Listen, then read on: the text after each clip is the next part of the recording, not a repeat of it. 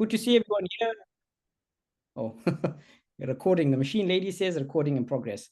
Good morning, peeps. Nice to have you all here. We have about, at this moment, 93 attendees. The numbers are going up. Please feel comfortable with us here this morning. Enjoy the beautiful scenery of the students at the University of Witwatersrand. We have quite a few student portfolios on display today. Welcome to the session. Nice to have you all here. My name is Akil. We'll be starting shortly. Whilst we are waiting for all the attendees to join, all of the portfolios will be playing on the screen for you to take some visual aesthetic inspiration from. My sister always says the word aesthetic, and I'm like, aesthetic means it's what it looks like. Okay? It's not actually the right way that Gen Z is using it, but hey, that's just me. So everyone that's here today, I think you all are joining us for a very important event that is occurring today. And if you aren't aware, this is a youth webinar, and we've taken the liberty to use the youth webinar to bring to the front some issues the youth have expressed. This is actually part 2 of the sequel. I'm not going to lecture you on that today. Whilst we're coming through, you're going to have the Tough Talks team that will be joining us shortly, the Money Matters team that will be here, the PPE Prep team, the RPR Co-Pilot team, and then the IBD at the end. We also have some guest speakers that were invited today as well to present. We have Founders Institute that has been part of the event. We have Sayota that will be here not long from now, Koromansky Architects, and we also have at the end an architect that will be discussing all of the work that has been presented at the webinar. We can see on the screen for everyone still joining, we're at 547 people. Nice to have you all here. Hoping everyone can see and hear us. We will be starting in the next 5 to 10 minutes time. We're waiting for a few more people to attend. We had roughly 1,000 registrations. And so as the numbers are progressing, we will then commence. Once we get to around about 750, then we'll start the session. Dr. Mirembe, are you good? Are you well? Are you here? Are you with me? You and I are starting off this thing together. I think Dr. Mirembe will be joining shortly. Oh, there she is. Dr. Mirembe, how are you? On fire. And you? I'm good. I'm good. I'm actually on ice because it's so cold here in Cape Town. But that's good. At least we will complement each other. That's good. That's good. You can see I'm nice and warm because AI told me that Yeah. I should be warm. I don't know what your robot told you, but mine did say, yeah, keep it warm, keep it red, you'll be good. If you guys don't know, it's an internal joke. We don't know if Dr. Mirembe is actually an AI or not, because exactly. she has Gen in her name. So she's like generative AI, Gen AI. So we don't know if she's actually here with us. Hopefully we'll find her one day when we meet her in person. Lol. That's why, yeah, this is my, what do they call that thing? The thing you create of yourself. So, oh, the avatar. Yeah, this is Gen AI avatar.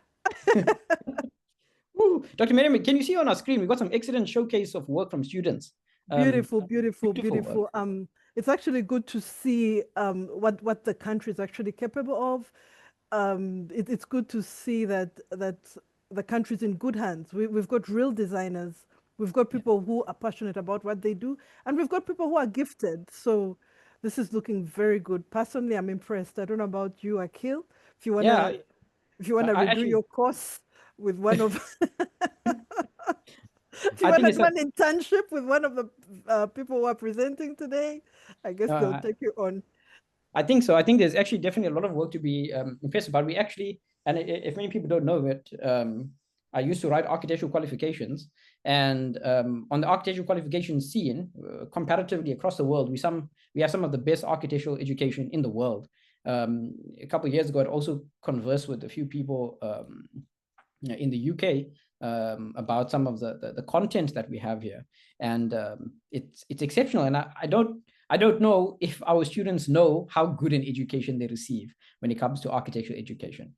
But just having a look here, this is from Witwatersrand School of Wits. You can see from the layout and the presentation, the competence of the work that's being displayed, we do have a lot of talent here, Dr. Mirembe. And this is just from the University of Witwatersrand. We actually have about 7 universities here today, if I'm not mistaken. We have University of Pretoria that's coming through. We have School of Explorative Architecture. We have Stadio here as well. We have CPUT. We have quite a few schools of architecture that's here. So I'm looking forward to having all of the schools have their work displayed here. We are now at 10:05. So Dr. Mirembe, you are actually going to be kicking off the session. We are at 697 guests. I think we should commence anyway because people will be joining through. So I think you can go through ahead. Thank you, Dr. Okay. Okay, just good morning to everyone on the call. I think this is one of the biggest events in the history of SECAP. I have never seen over almost 1,000 people on a call. So that's interesting. Just keep playing the portfolios while I just pick myself up here. Sure, no worries, Dr. Mirembe. Just want to mention to everyone that's here, the event today is going to be from 10 to 2. We will have some segments for a break in between. The layout of the day, I will discuss what the layout of the day is going to be like. And Sipamandla, who is here, who's manning our portfolios, will be showcasing the portfolios in each of the breaks between the segments that are coming through.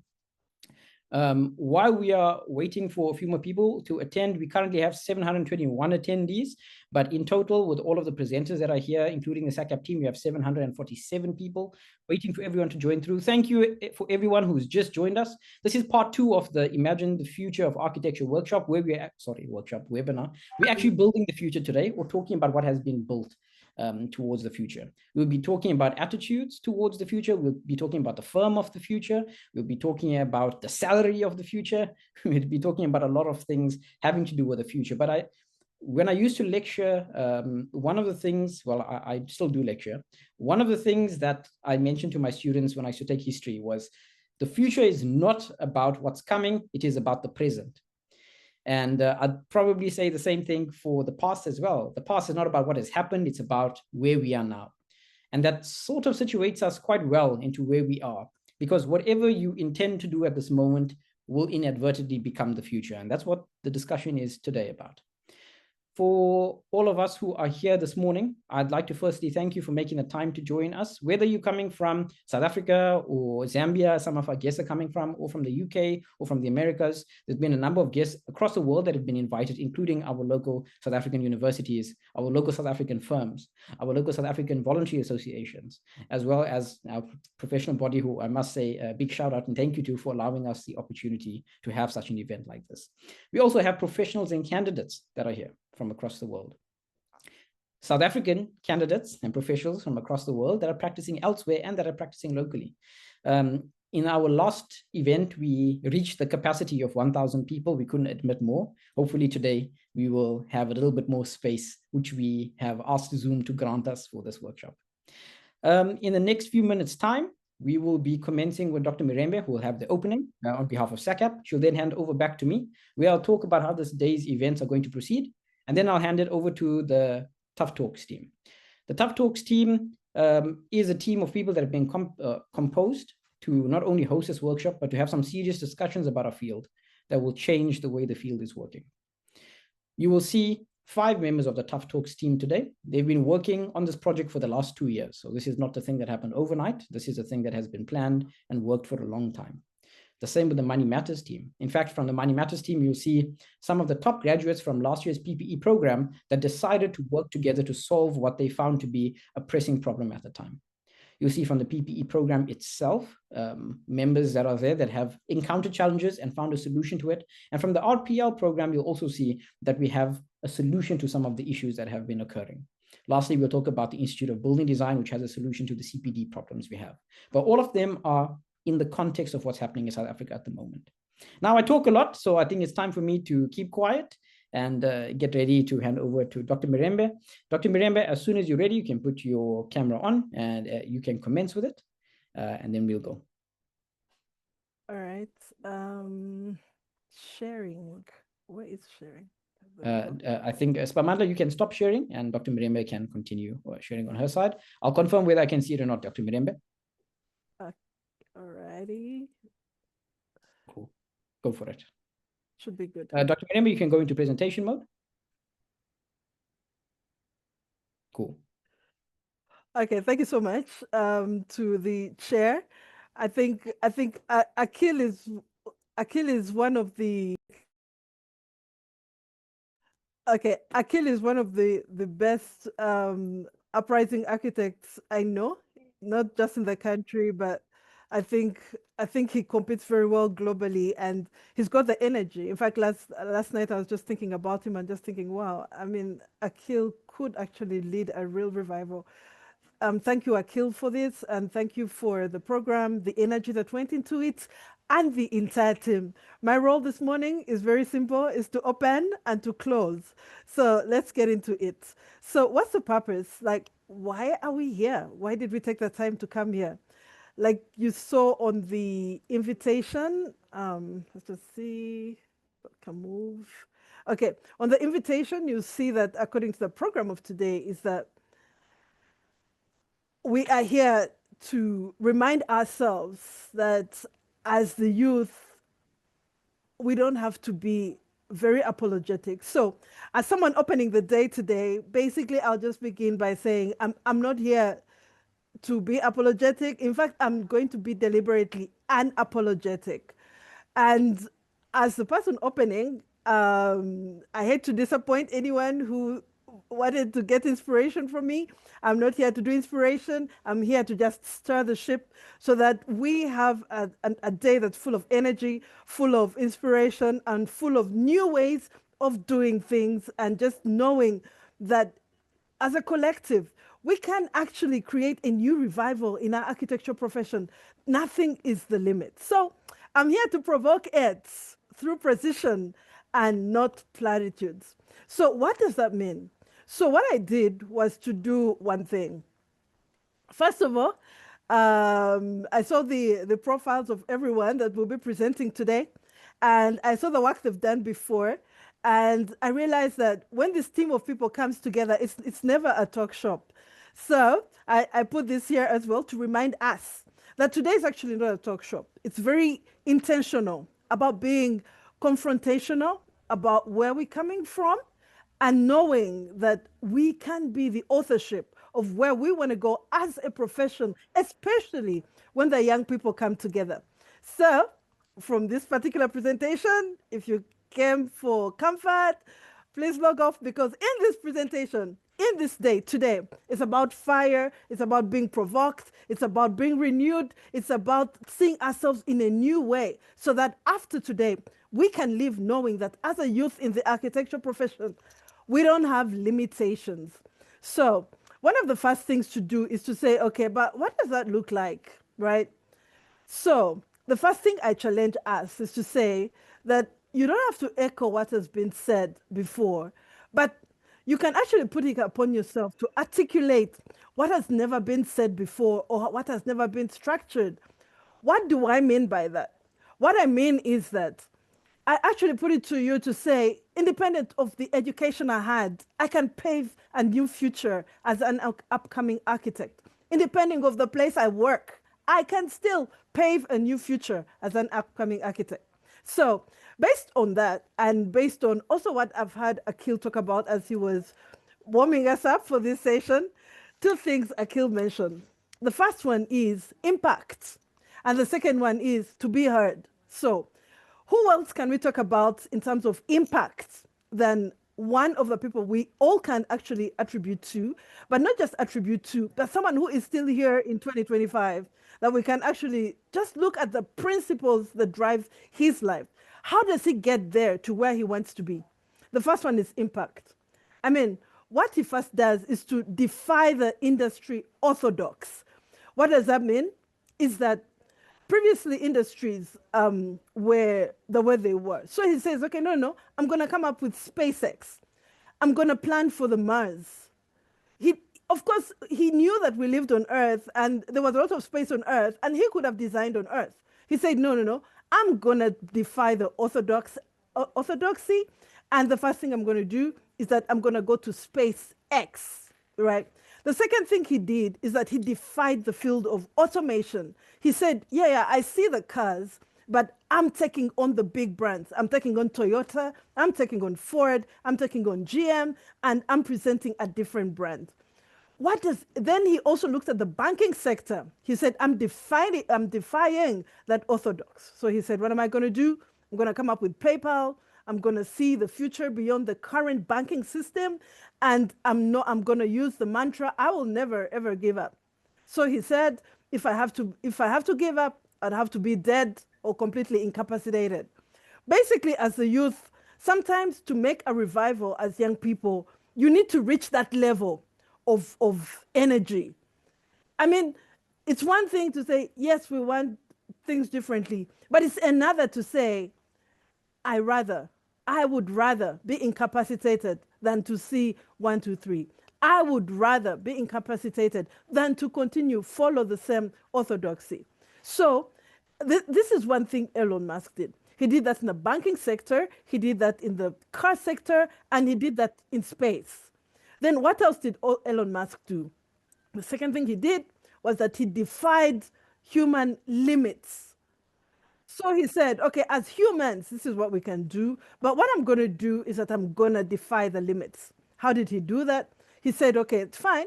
I can see what humans are doing, but I'm going to take it to the level of rockets. I'm going to go under the ocean. I'm going to plug into the human brain. I'm going to create a cloud, and I'm going to shake up civilization. So that's what Elon Musk did. Why should I even mention this in an Architecture Youth Summit? Why I'm mentioning this is that because as young architects, it's going to take each one of you to reach that point, to say, you know what, I'm going to defy human limits, right? I'm going to defy human limits. And what's human limits? It's in everything. It could even be from where you start, what you think about yourself as an architect, where you want to go, where do you see the future, not just of architecture, but of this country? What's the role of the architect in this country? 20 years from now, 30 years from now, what is the architectural space you as a young person want to leave behind? So that a good example I picked was Elon Musk. He said, you know what, I see humanity. I see what humanity is doing right now, but I'm going to defy human limits. So as I begin to conclude this presentation, the question is, what are you willing to defy in human limits in terms of the architectural world? If you sit down, take a pen and paper and say, today is the 31st of July. I decide that I'm going to defy this human limit in the architectural world. As I begin to conclude again, what else is there? The speed at which he made his decisions.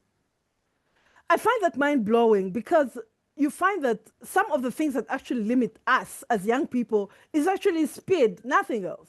So one of the principles that Elon Musk uses is the speed of decision, speed of implementation. So you'll see what happened. In one night, he moved from Twitter to X.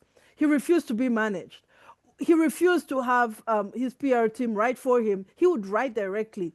What does that mean? Is that he cuts the cost of speed. So for Elon, it was about speed and the time with which he takes to implement what he's going to do. Lastly, what did Elon Musk did? He definitely used rebellion as his mantra. He didn't wait for permission. The other one, he erased the paths that he found, and he created new paths for humanity. What does that mean for us today as the Youth Day of Architecture Youth? What that means is that what are you and I doing to create a new path? It's one thing to say, okay, I'm an architect and this is what I do. Hello, what is your new path? So by the end of today, I'd like us to really reflect on this. As all the teams come in and speak and discuss and put all the points together and provoke us to think at next level, I want you and I to ask the question, what is my new path? So, in conclusion, you are here not to occupy a space. You are here not to be led, but we are inviting you to learn how to dismantle walls. What does that mean? It means that whatever you knew as your world, as your walls that are around you, today is the day we're saying, consider dismantling that and writing a new story and a fresh story for you as an architecture youth. And then, my parting words, let the propagation begin. Let your intellect be sharpened by conflicts. That will happen in this session. Don't be crushed. Let the truth be aired. And if it shatters you, at least it raised your consciousness. Thank you so much. And I hand back over to Akil. Dr. Miriambe, thank you very much for those very powerful words. I hope everyone on the call has been able to take away the key that we are not trying to undermine what has come before. We are trying to say, going ahead with everything that's available to us, including the technologies, including the people that are alive now, including the networks we have, with everything that we know, what kind of a future can we create? And today we're going to show you some of the work we have actually done from the last webinar. I'll share my screen with you to take over. I will be roughly about 5 minutes, but what I'm going to be sharing today is the layout and the program so that everyone will understand where we are coming from. Give me a second. Share my screen now. Hoping everyone can see my screen. Okay, cool, guys. Can you guys see my screen? So I want to check. Dr. Miriam, yes. Can you see my screen? Great. Yes. And is it on full screen mode? Yes, in full screen.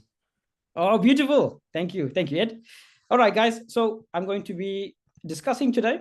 As you all are here, we're talking about building the future. We are building the future today as it stands. Thank you for joining us at this momentous occasion. We are talking about things that exist and that will also be in existence in the near future. We are here from 10 to 2 today. You are joining us to discuss tough talks, difficult conversations that are pertinent, not every single one, but some of those that are the most pertinent. We'll talk about money matters. We'll talk about what is professional practice. We'll talk about what is the recognition of prior learning and how, as someone outside of the system, you can get into the system. And then we'll talk about professional growth and development. And in between all of these fantastic things, you'll be having speakers and we'll be having student portfolios showcased.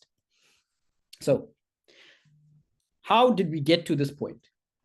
You can see the logo on the screen comes from WI. WI is the youth division of the South African Institute of Building Design, which is a voluntary association. The voluntary associations in South Africa act like unions for architects. They represent the architectural profession, draftspersons, technologists, senior technologists, and architects. The South African Institute of Building Design, after our last meeting, decided to work together with the organization that I run, an architect, to form this youth league so that we can start to create impactful and meaningful change in a very, very short period of time. We don't know if everything we're doing will be successful. And we also don't know if everything that we have done will pan out the way that we would like it to. But this is an attempt to try. I'm not expecting you to read everything, but if you just highlight at the bottom, you can see it says VA of the Future, Voluntary Association of the Future. This is not just about CYBID becoming a voluntary association of the future. It's about what can an architectural voluntary association, something like a union, what can we do for the profession? SACAP, our professional body, already does a lot if you don't know. However, they cannot do everything. The onus and the responsibility is upon us to act within our best interests. If you haven't written the PPA exam, then you wouldn't know that SACAP's duty is to protect the public by regulating us. And what is the duty of the voluntary association? To protect the architectural professional so that they can develop in ways that are useful, meaningful, and helpful, not only to themselves, but also to society. Just so you can get an idea, we are here with the why to question why everything the way it is. And so we can rethink from first principles, meaning it's not about tradition. It's about what works. And if there's something in tradition that works, we keep it. And if there's something that doesn't work, then we abandon it. Times change, but not all principles change. So we derive a new type of architectural profession from all of our tradition, from all of the resources available to us, and from everything we think that we need for the future going forward. The outline of this youth division that I'm showing you, why a CYBID initiative, happens to fall under each of these groups, discussions, initiatives at the bottom. So why CYBID initiative is the youth division, and we have these little streams of impact we're trying to make. You can see on the left-hand side is the tough talks, where we have difficult conversations about things otherwise not spoken about. Or if they are spoken about, it's not on a large scale. We then have Money Matters, and Money Matters as a team have been discussing and trying to find solutions to our problems over the last few years, specifically on low architectural salaries. The next is the PPE prep program, of which you will see the discussions that will occur. We'll talk about the clarity of why you need to undergo the PPE, why you need to complete the PPE exam, and how that benefits you in your career. Next, we'll talk about the RPL program. We will talk about how, if you are not part of the system, how can you get into the system to progress within it? And then finally, we'll talk about something new that nobody has necessarily heard of before. It's the Institute of Building Design. And you can see it's chop off from CYBID, chop off the SA, and we're talking specifically about your reformation of the CPD. Each one of these initiatives has been a departure from tradition, keeping in the values that have always existed. The sequence I'm showing you here today is a sequence in which we are going to speak to each member. Our segments work as follows. Tough Talks will have a conversation. They will start the conversation themselves, talking about a problem. They will then move into the discussion for that particular team, where the team will present the work they've done. They will then thereafter have an interrogation of the team, because it is Tough Talks. And then we will have a small intermission where we will have a sponsor, or we will have a presenter or a speaker, including some of the people that you might have already seen on this call, discussing what their organizations do, or what their companies do, or what initiatives they currently run. And then we will have student portfolio showcase in between that. So it's segments that are broken. We have 4 segments that we'll be discussing today, as you can see on the screen here. The fifth at the end.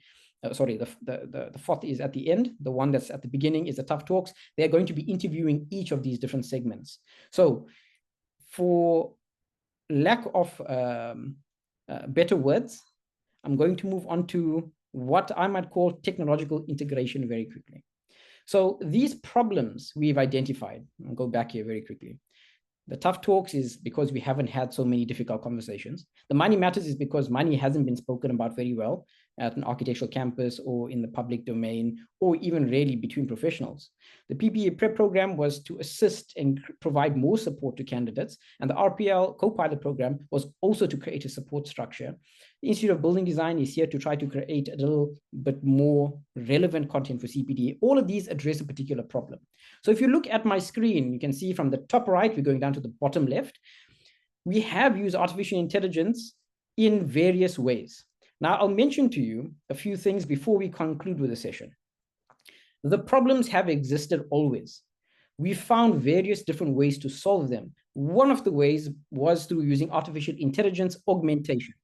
Really important here for you to note is, if you had to discuss with anyone a particular topic, and if someone says AI is a tool, AI is for automation primarily, and AI's entire goal is to replace all of human work. If anyone mentions those 3 things, you probably know they're not very well informed about artificial intelligence. What I have on the screen here is to show you meaningful ways to integrate artificial intelligence, of which I'm showing you where we stopped.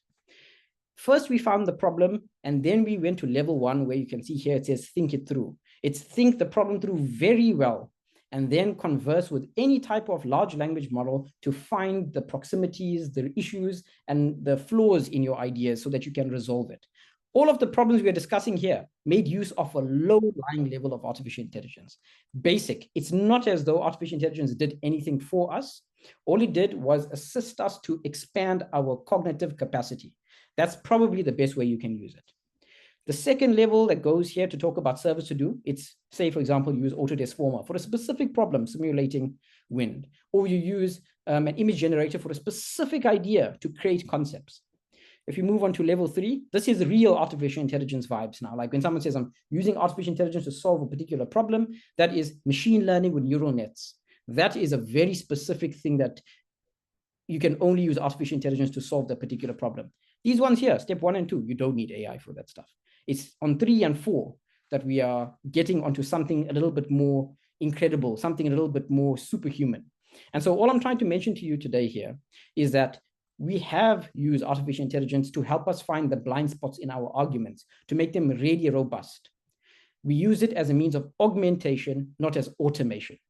And it's not a tool, it is a technology that helped us expand our cognitive capacity. This approach towards it is the most meaningful and most effective way that I have in my experience and in my studies in artificial intelligence that I have been able to find that's useful. And that's what we've done today. So without further ado, I'm going to hand over to the Tough Talks team. I'll introduce them very quickly so that they can show some of the work that they've been doing. Top Talks team, please get your cameras on so everyone here can see your beautiful faces. We have Marilyn coming through. We have Kaylin Jacobs here. We have Elohim, or as I call him, Didone. We then have Kikelwa. Wilson, you're not there, but Wilson, you're just going to put yourself on, close your camera there. But we love to see you, Wilson. No worries. And we also have Tuto that's here. So from the Top Talks team, everyone that you can see here, they're going to be facilitating the conversations. Here's the way you should imagine this. We have 4 problems that we have. The Tough Talks team is going to discuss the problems and then interview the people that have the solutions to those problems, or the people that have done research on those problems. And so they will be facilitating the conversation. Amongst them, you will see that there is varying degrees of experience, more experience, less experience, different places they're coming from. So enough with me. Marilyn, Tuto, Kekalwa, Elohim, Kaylin, everybody, over to you guys. Thank you. Good morning all. Thank you for joining the webinar. So we'd just like to start off with a little recap from what happened in last year's webinar. So last year's webinar, we discussed the future of architecture, and the themes that were covered were low fees and salaries from a productive perspective, and how we can take responsibility and own and fix it on our own, as well as looking at touchy subjects such as lack of abilities of graduates to navigate the field confidently post-graduation. Also, additionally, we discussed how AI could be used in the future and how it is not necessarily a threat, but it could be used as a tool. We also provided extensive free resources and support for PPE, created CPD offerings, which are relevant to our contextual needs. So this year, we would like to discuss what progress we have made thus far. So Elohim, would you like to tell us more about this? Right. Good. So as many of you that are here today probably joined us last year, and one of the biggest things that pop up, you probably remember we had a very interesting exercise and engagement with the audience, and we used the Mentimeter, and you gave us a lot of information that we could then use to reflect on what are actually the biggest issues that we have to deal with, or that we actually grappling with. And one of them was money matters, but it manifested in different forms, as student debt, as students struggling to find internships that remunerate them accordingly. So from those conversations evolved the money matters, and those discussions move forward, and there has been a lot of work done that will be shared with you today, based on the information that you provided us, based on the research that the team has put together, and is something definitely worth your time. Because the reason why we started the webinars, or we started having this conversation, it's because we believe that once we gather, it's not only for us to talk, as Dr. Mirembe said as well, it's not another talk show. This is not the point. This is not the reason why we're here. We're here also not to tell you what to do.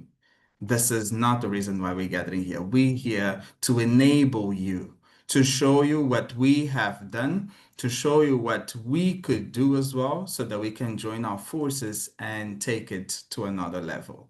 So that's what you're going to see today from Money Matters, from the RPL, from all the other initiatives. Those are all in response to the conversation that we had last year around this time. So the same space that was created as well for the tough talks, for other conversations that will emerge, but we're here to encourage you to take this, take the findings that the team will share with you, some of the proposed solutions, and take action. Do something about it. Don't just sit and listen and say, yes, I believe, yes, I resonate with that, but we want you to take action, to take a step further, and reach out as well. Ask, how can I engage? After the webinar, we received a lot of emails, a lot of messages. And those people that were proactive, that took initiative, are the ones that today compose the Money Matters and all the other teams that you're going to see today. So we look forward to seeing more people engaging, and I'll open the floor to the Money Matters team so that we can dive into that presentation. And next year, around this time, perhaps you will be on this side of the panel telling us what you did with the findings that we'll share here today from the Money Matters and the other teams. Great. So let's get it started. Hello, hello. Can you guys hear me? Yeah, we Yes, can. we Hi, can. Natasha. Hola, hola. Can you guys see me? You can see you. Hello. Yes, we see you, Yeah. Natasha. Hi. Yes. Hola. Good to be part of. We're so excited as the Money Matters team to be here. So great introduction into us. I'm very, very excited. So let's. I'm going to quickly share my screen just so that we're all looking at the same thing. Give me a second.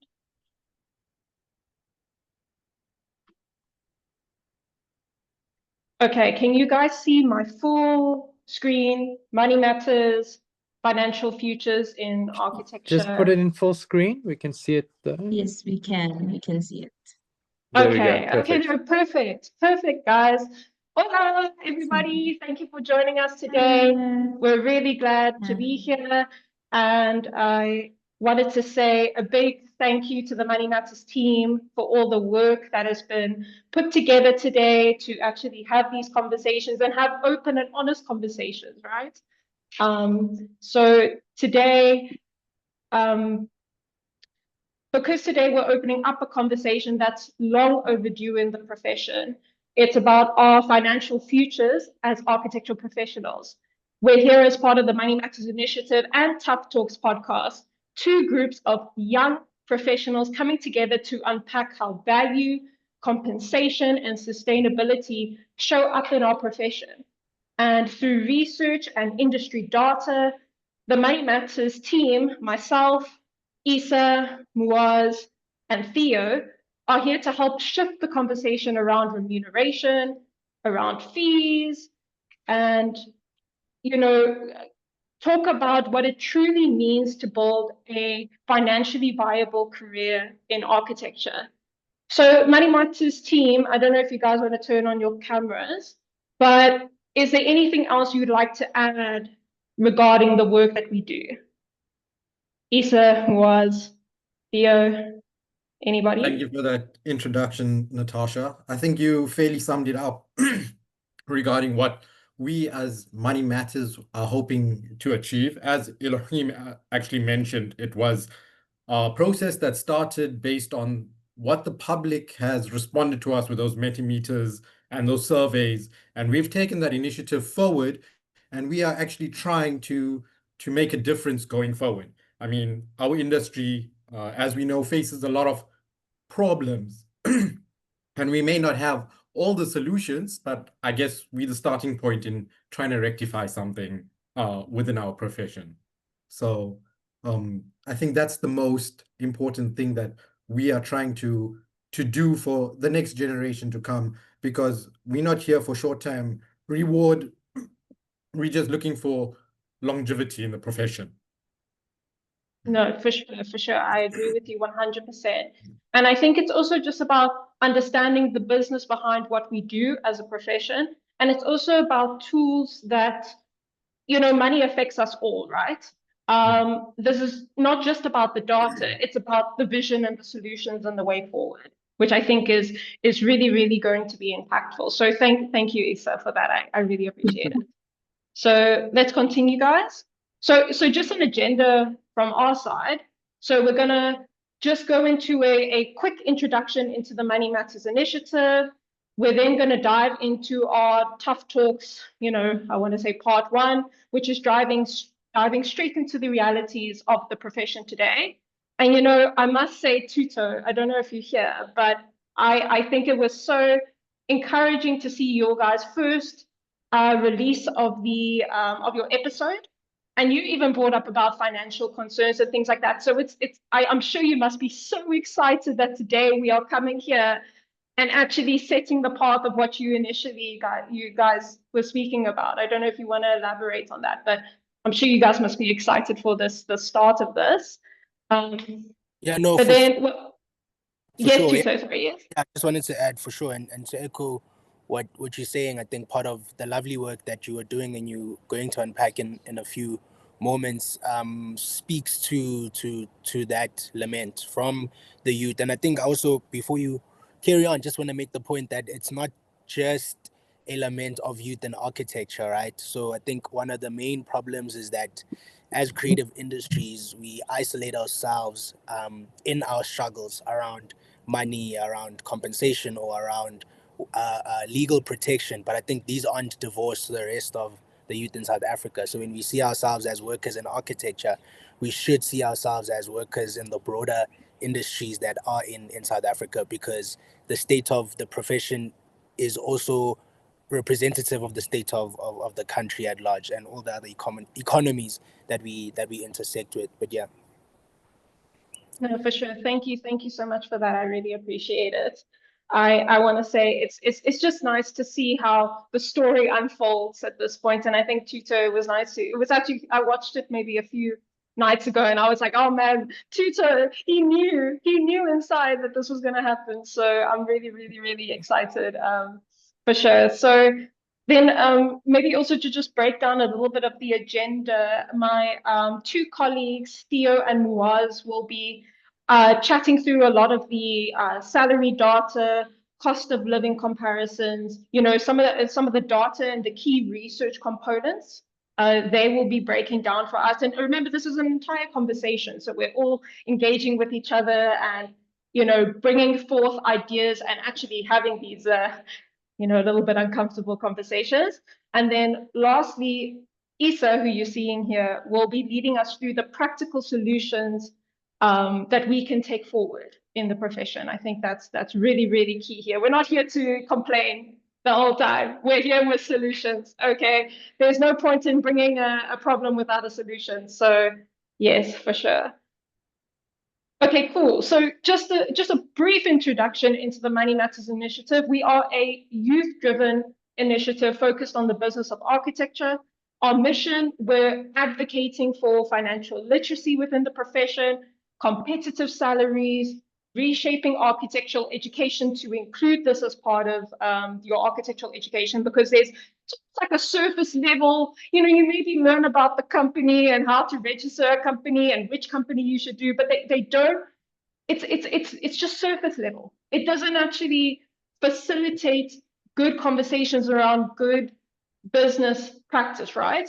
And I think that gap there needs to be some address with that, to be honest. Then there's also about promoting transformation in the business model of architecture.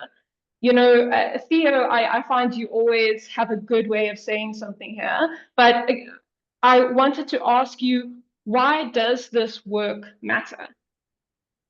Well, Or the Money Matters team could even answer, but Theo, yes.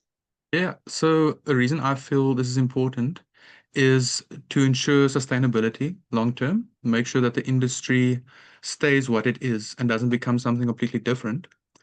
And also, we want to make sure that the, so to speak, top performers don't get tired of all of the frustrations and move into a different industry, because long term that will just lower the quality and even more and cause more problems down the line. No, I 100% agree with you. Isa, is there anything you maybe want to add to that?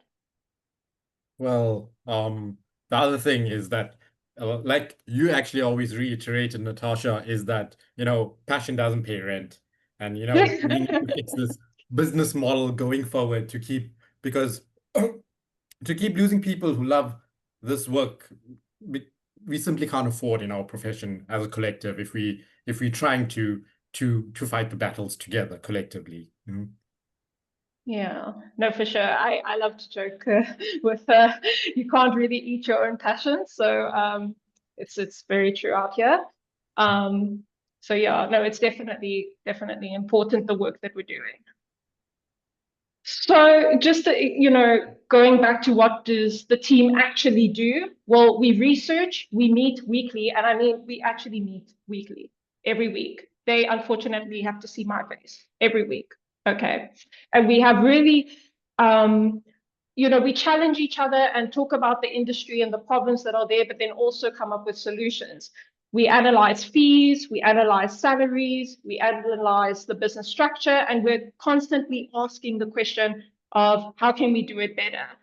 We also build tools and guides and visuals and toolkits that we're working on long-term strategies for a stronger profession, right? So Isa, you've been deep into that salary data, right? And I just want to ask how bad are things really in your opinion? To say they're bad is a bit of an understatement, but we don't need to delve deep into the salary data to understand that concept. I can just share my bank balance with everybody, and everyone will have a fair understanding of how bad it actually is. And I'm sure a lot of people can relate to the same. That's why we're trying to change the narrative. No, for sure, for sure. I completely agree. Completely agree. So then, you know, here's the bigger picture, right? So we're here to tackle what we like to call the things that matter. Excuse my French in the slide, but we're here to tackle things that that matters, right? We're here pushing for competitive salaries, a restructured, more liberating fee guideline. You know, we are talking about you know, creating a unified voice for young professionals, right? And Tough Talks, I think you guys have been, you know, you've been campaigning already for this idea of open conversations about, you know, industry norms and trends that are happening, and then looking into this. And, you know, why do you think now, this is addressing the Tough Talks team, looking at this, what do you think is important for the Money Matters initiative to achieve? Now knowing our goals, you can see our goals here. Yeah, I think all the pillars of the stuff that matters to Money Matters and to the broader industry are all of equal importance. They obviously have a interlinked and gradual role in achieving these goals. But I think one of the ones that stands out is financial literacy, right? And how whether financial literacy is ingrained or not in our curricula as architecture students, at what point of your architectural journey do you need to have financial literacy? Again, like I said, this is not divorced from the broader ecosystem of education in South Africa. Is the financial literacy also a problem that begins in the grassroots, right, of high school learning and not just higher education? But I think as far as empowerment with information and knowledge, financial literacy, I believe, is a key important thing that needs to be addressed, both in the toolkits that you guys are providing us, but also within the institutions themselves, and the various mentorship programs that various firms will have in their practices. So financial literacy, amongst every other core matter that you mentioned, I think is quite important, because one can also advance themselves with financial literacy, right? Because it gives us an opportunity to not wait for institutions, but to seek for that knowledge online and through these digital tools, AI included. No, perfect. You know, Tuso, you always know how to best say it, eh? I think you hit the nail on the head for sure. Sure. Thank you. Thank you. So guys, you know, so there's a question of why are we doing this, and it's starting to lay out the motivation for why the Money Matters initiative came about. This initiative was obviously born out of some type of frustration that was felt in the industry. The architecture is currently in a value crisis. We need to name it. You know, architecture is facing a loud, public, and deepening value crisis, one that's kind of shaking the foundation of the profession and threatening its future, because our education is expensive. Your salaries are not competitive to this current market. But then in addition to that, we're talking about the fee itself and the fee guidelines, and how people are, there's almost like a race to the bottom where everybody's undercutting each other. It's not conducive. And I think there's a lot that the Money Matters team has unpacked with all these items, and we've had so many conversations over the undercutting. It's insane. And also, in addition to that, graduates, unfortunately, some are being exploited. It's really, really sad. And this is no longer a internal issue. It's now becoming a bit of the public domain. So there is people on LinkedIn, on Instagram, everywhere that are openly having these discussions. And there's also this type of advocacy for salary transparency, right? And having those open conversations, because that knowledge is power, right? And I think the Money Matters, there's a clear reason for why we're here, and Tough Talks, you guys definitely led that pathway to us. So I have to say thank you for that. But then, you know, I think from our side, we know, we all are fully aware of the problem. We either know, we have a friend, you know, we all study together. Those conversations are very, very prevalent in industry. So, you know, Tutu, I don't know if you have anything to say to some of the background and motivation for I think let's keep going. Let's race through it. No.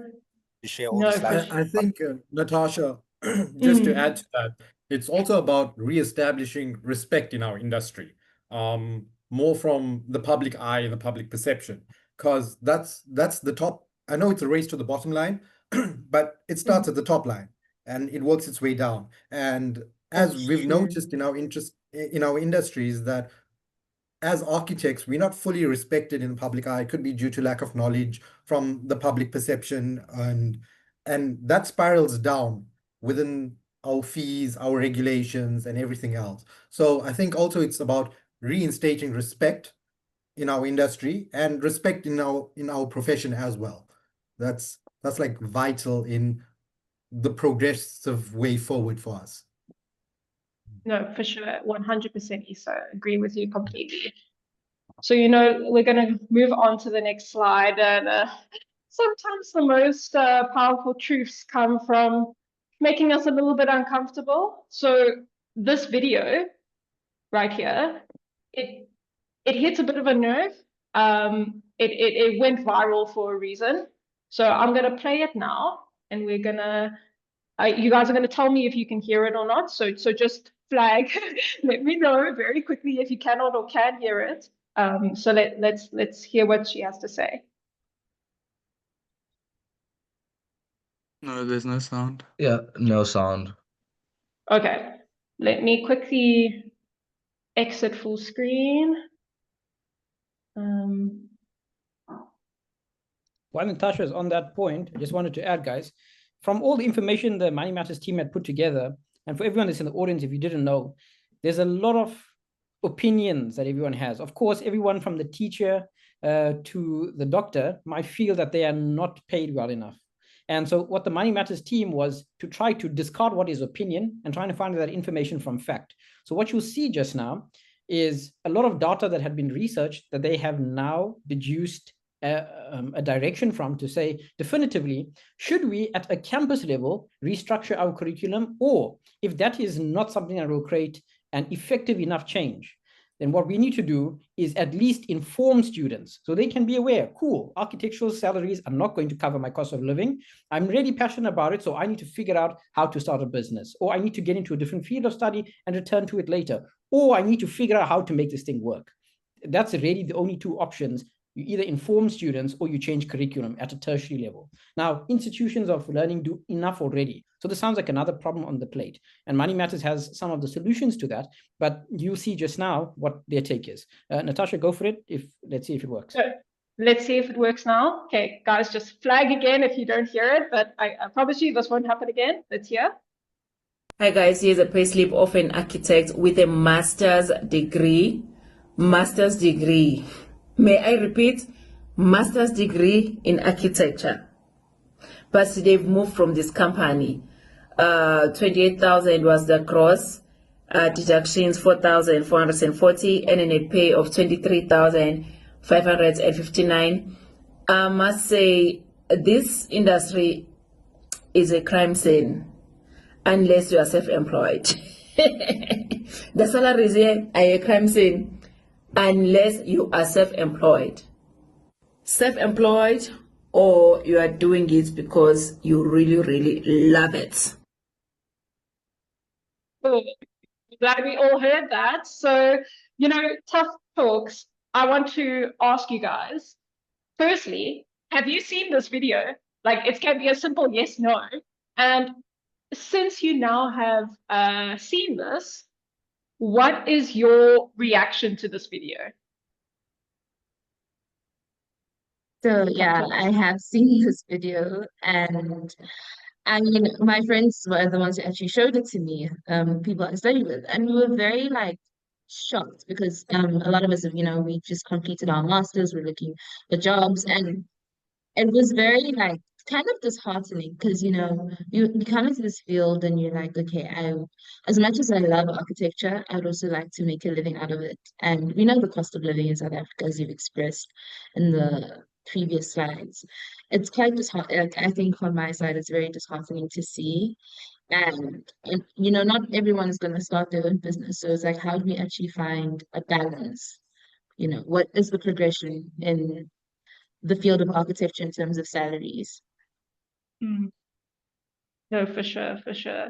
You know, I just wanted to jump in to say that yes.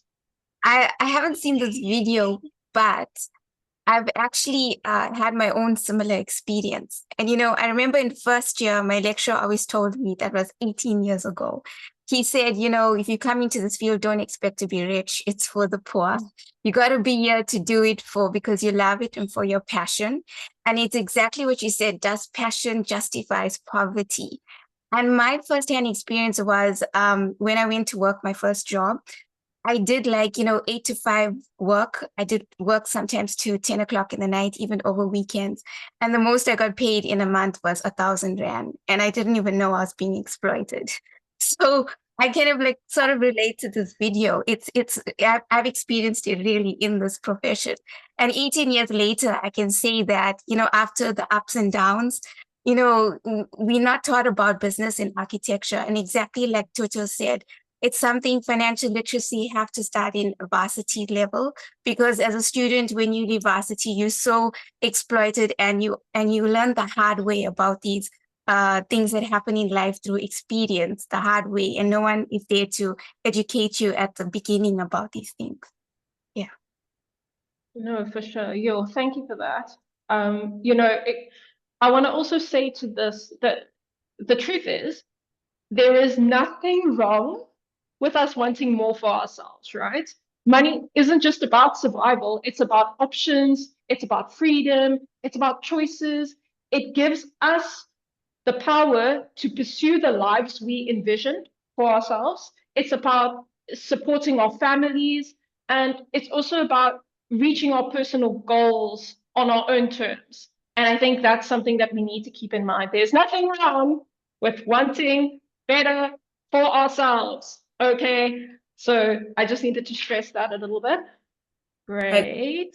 So, guys, unfortunately, it doesn't stop there. Okay. So graduates today are still earning as little as 5,000 Rand a month. That is the same salary 5 to 10 years ago. That is a problem. That needs to change. The cycle of underpayment and exploitation has not changed. It is still being spoken about today, guys. Yeah. So, you know, guys, It's when you effectively a first crime see scene, this, eh? yeah, effectively, it's still a crime scene. It's still a crime scene out here. So, you know, I don't know. When you guys even see this still happening today, you know, what is your thoughts? You know, Miraj, you've been quiet. I want to hear from you. Morning, guys. It's quite sad to see that the growth, there isn't much growth for people starting off. I mean, year on year, you see things getting more expensive, and it's expected, you know, inflation. But where's the salary improvements, you know? And if there's a reason that it's not, why aren't they improving? What's the problem? And you know, we'll go through it. We'll see our figures as we go through. There's a lot of interesting data that we found, and sometimes it's actually a bit shocking, you know, and we have to really take a step back and look at it and say, what's going on here, and why is it going on, and how do we sort it out? And I think we'll attempt that today. But I think we've really taken the first step in trying to now help the industry as a whole. And I think what's important to add to that, and as Marilyn said, you know, like her lecturer once said that, you know, if you're in it for the money, then you're in the wrong profession and stuff. And it's that narrative we also trying to tackle, because the reality is that, as Natasha, you always say, passion doesn't pay rent, right? And to even though we understand, or we told early on in our career, or when we're starting, that, you know what, if you're in it for the money, then you're in the wrong field. But we don't understand the figure behind what they're actually talking. We're like, how bad could it be? Until you come out into the environment and then you see it's 5,000 Rand. I mean, with your tuition fees and stuff, how do you even pay back and progress forward? You know, those are many talking points that we at Money Matters try to tackle and address. But those are like, seeing the figure itself, seeing it in your face, is like such a awakening reality. That's actually quite sad. No, for sure. I agree with you guys. And, you know, the thing is, you know, this is, if I had a red flag, I would be waving it a little bit. I would be waving green flag, red flag, you know. But I think because we've now know that this is a crisis, you know, this demands specifically for graduates. So students, we hear you, Money Matters hears you, you know, we need to do something about this specifically, like as in immediately, as in like tomorrow. Okay, this is what we need to do. Actually, let's start after the session. That's I what we think need to Dr. do. Jennifer had a hand raised. Oh, sorry, I didn't see that. Jennifer? No, thank you so much. And thanks, Natasha. Actually, I'm Jennifer. You got that right. Okay, great. Sorry. I just wanted to maybe ask us another question, right? Now that we see the situation, I mean, you reminded me when I also just graduated, I earned 8,000. I actually thought things had changed, you know, with inflation, I thought the story had changed. I didn't know some were earning lower than me 20 years ago. But here's the question. So now that we know these, what are the options?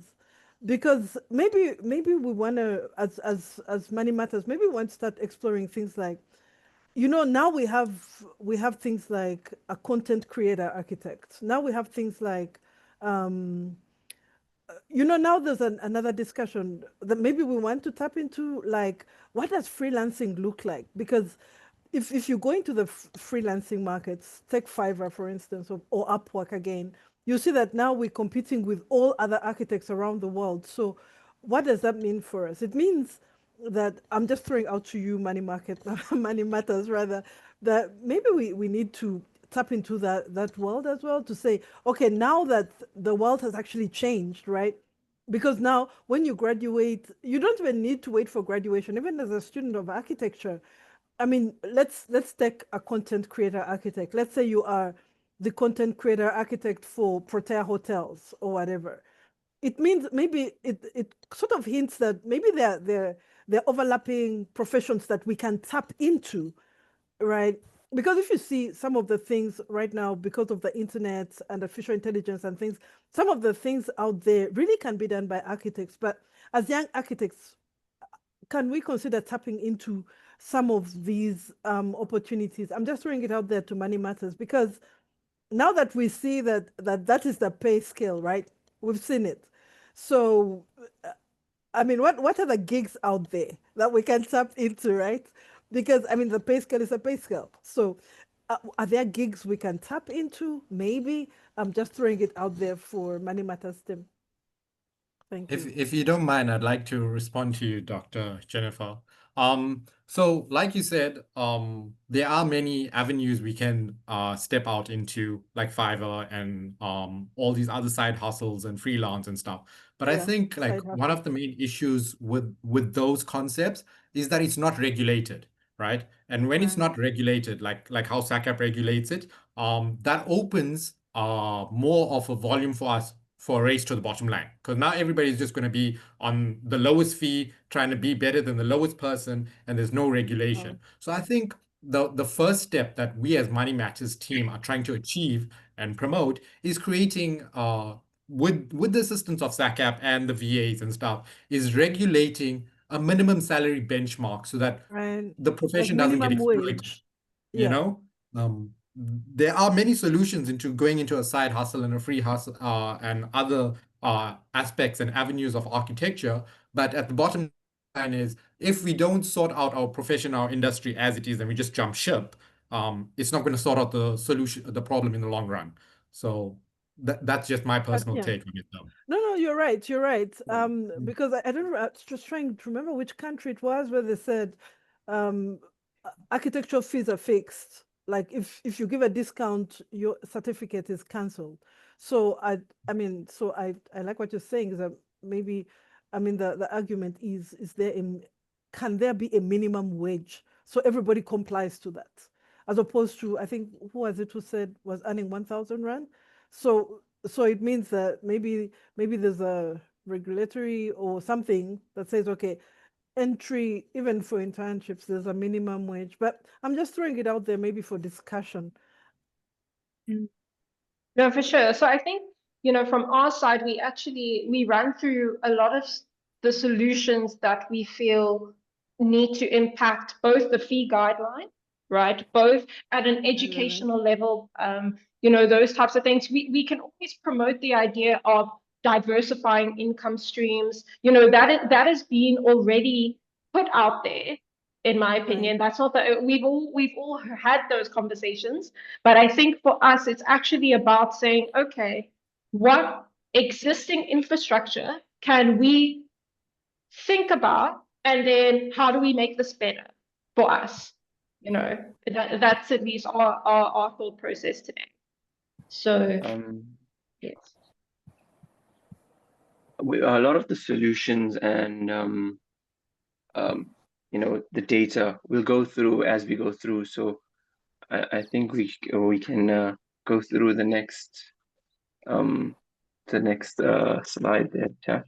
No, for sure. Oh, sorry, Kaylene, I also see your hand up.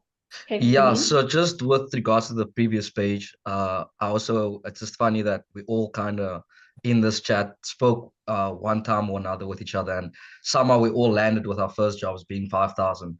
Even like you guys spoke, a few of you guys, even 10 years ago, you also got 5,000. So the main question I think that also the students might have is, why are we getting paid these amounts? And I guess that's why you guys are here today, to share that with us. So yeah, thank you again for the research. And also this isn't representative of the whole industry, right? So for instance, I'll be transparent, my first pay wasn't 5,000, right? So I think sometimes practices might feel like we're giving the whole industry flack, but to be honest, there are practices out there that do pay their interns well, that do pay their staff well for various factors. So I think this is also, if there are students in the room, this is not to encourage you about the industry, it's just to give you an insight into what's happening, and so that you also know what leverage you have when negotiating your salary. But not all practices are paying the interns or the employees 5,000. There are practices that actually do pay their staff members what they earn, including the benefits that come with those salary packages, as you'll learn once you get into the industry, around UIF, around insurances, around medical aid. So I think this is not, again, an assessment of the whole industry, but it's quite a chunk of what starting professionals are experiencing, but it's not representative of the whole industry. Yeah. Tutu, Well, that's I a must good say, point I agree with Tutu's that. making there. Yeah. Right. No, for sure. Go for it. Cool. So, we know that the salary situation and the financial predicament of the profession, it isn't simple, it's layered, it's really complex, and there's a lot of role players, and there's also not a singular answer, right? But at the same time, it's not something that we can keep pushing aside. So the Money Matters team is, stepping in to say, actually, let's tackle these situations, let's see what we can come up with, and from us, you know, just looking at this mind map, I don't expect us to go through the entire mind map, but for us, it was interesting to see all the different role players and what, you know, the entire system feels a little bit out of sync. And what are we here to, you know, promote with these different role players? So that's just for us to see. But now, tough talks. Yes. So we actually got this question here to prompt the Tough Talks team so that we can have a full discussion on this. But the question is, why are we the underpaid profession? I don't know who would like to start. Sure. I think what would be interesting in addressing this is to give that question to the room, right? I see the chat is very active. If anyone wants to give us a short answer, even a long account, please let us know why you think we are an undervalued profession and why you think we are an unpaid profession. I'll also read a few comments that are in the chat, and then we'll go into the break and continue with kind of the second segment of the presentation, because I know you guys have done a lot of research that answers why we are an underpaid profession, or even when you guys start proposing interventions on accounting for the cost of living and why the minimum salary that you guys are proposing works. I see, I'm somewhere in the forest, guys. You'll forgive me with all those birds. But Envil is saying, I absolutely love and support this mission. Please advise on pricing and will you provide professional indemnity options? That's coming up. Gamu is also saying it's an honor to attend the webinar. I'm not an architect, however, I work with providing international work opportunities. The money matter hits a bit of a nerve. I'd like to share what we do. I'll do away to the opportunity. Thanks. If you guys want to maybe note Gamu Rampai and like reach out to them after this, I think that would be lovely as a point of collaboration.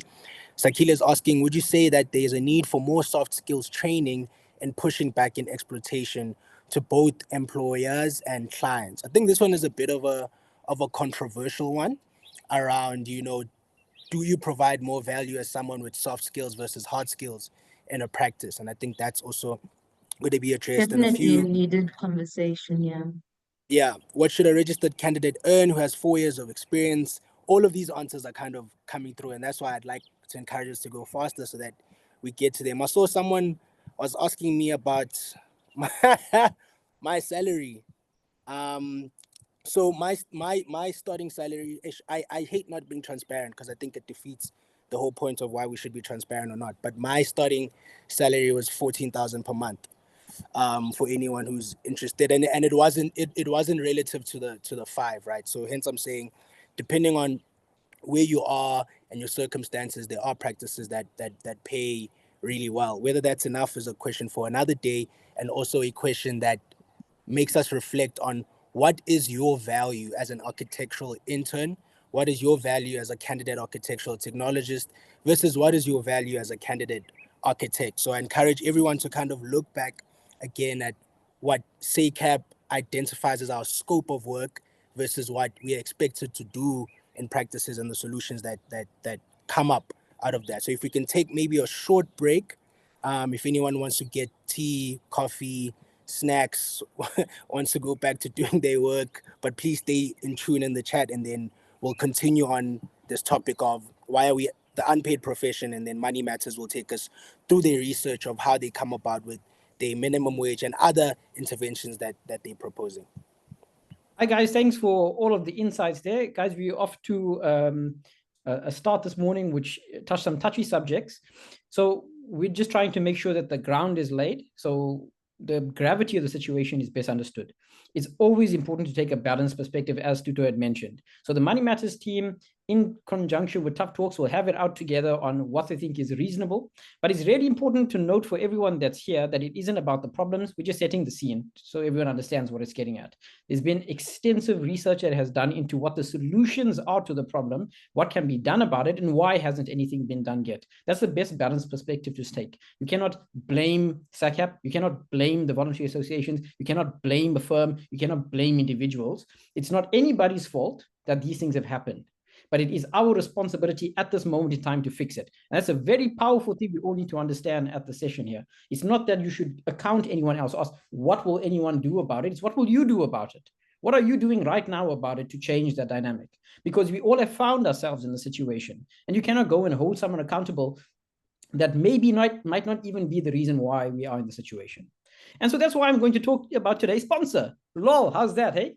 So I'm going to share my screen. You're very welcome to return in the next few minutes. I'm sharing my screen with everyone very quick. And you will see on my screen, as soon as it's sharing, I'm hoping you guys will see it. Can you guys see my screen? Somebody? Yeah. We can see we back, yeah. Okay, cool. Guys, I'm talking today about Founder Institute. So Founder Institute is a startup accelerator, and there's something I have to give context about when talking about Founder Institute. So you might know about YC, or Y Combinator. Y Combinator is a startup accelerator as well. And what they do is they assist businesses or people with bold ambitions and ideas to try to reach the mass scales. It is my opinion that creatives should rather first learn about the economy and learn how to fund their goals before getting into any specific type of design field. If you didn't realize, it's not just architects, it's graphic designers that earn poorly. It is also UX designers, I guess they're on the better side, but let's say designers, website designers in general. It's also clothing designers. It's everyone that has design attached to their name, anything that's somewhat straddles between the creative and somewhat of the logical fields. If you have something so-called creative, you are generally in a poor financial mindset and in a poor financial position because it is not trained to us. The thinking is that if you have a goal to achieve and your creative ability allows you to pursue it, you need to learn how to realistically fund it so it can happen. The extreme option is kill all of your creativity, just do what society wants you to do, study a thing you don't like. I'm not suggesting that. I'm suggesting, as with Founders Institute, the suggestion is have a bold ambition, and here are the mechanisms to help you succeed in it. So there will be about 2 videos that I'll share with you now. I don't expect you to hear exactly what's in them. And if you don't hear what's in them, that's okay. Guys, can you hear me? Hi, Akhil. It's Keshni. I just joined. Keshni, hi Keshni. So I'm handing over to good, thanks Keshni. Keshni is actually the lead of Founders Institute. She'll be taking over from here, Keshni. In fact, you will go through on the videos, but Keshni, over to you. Thanks a lot. Thanks so much, Akhil, for having me. I'm sorry I am up late. But welcome everybody. And Akhil, thank you for that brilliant overview. And I so agree with you. Like there's so many people that just don't have the mindset in terms of how to build a business, especially the creatives that we meet in our space, because building a business is actually quite hard. And so with Founder Institute, we are actually the world's largest pre-seed accelerator. We are the first accelerator to be the ones focusing on ideas, taking people from just a basic idea right to market. And we do that in a very systematic way, giving you a blueprint that you could apply to just about any business that you want to put out there. So with over 8,000 companies in our portfolio with an estimated value of $30 billion, these guys have raised 1.85 billion in funding, US, we're talking, right? And with they've got access, the kind of access they have to resources and people across the world is actually quite shocking and is unmatched.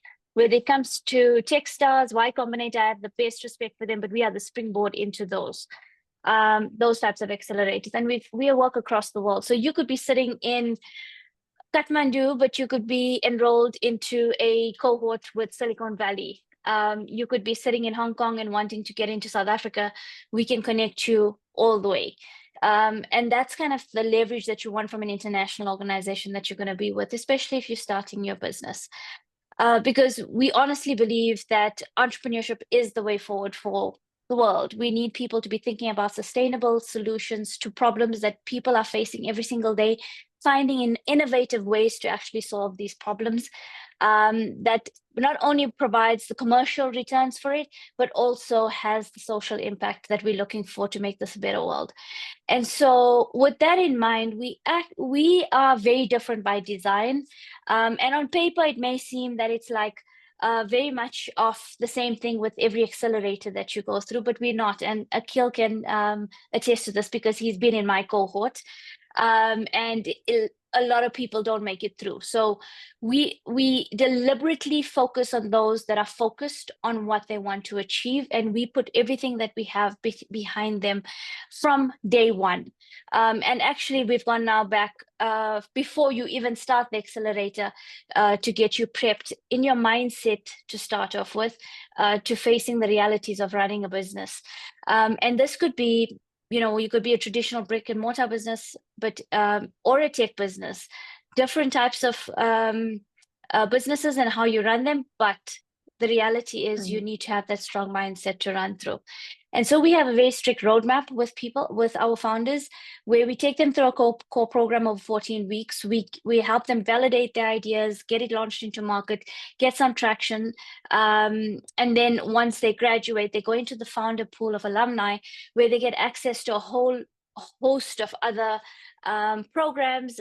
We've got, for example, the Idea Validation Lab coming up, where people really struggle, because this is one area that people do fail dismally on in the first 2 weeks.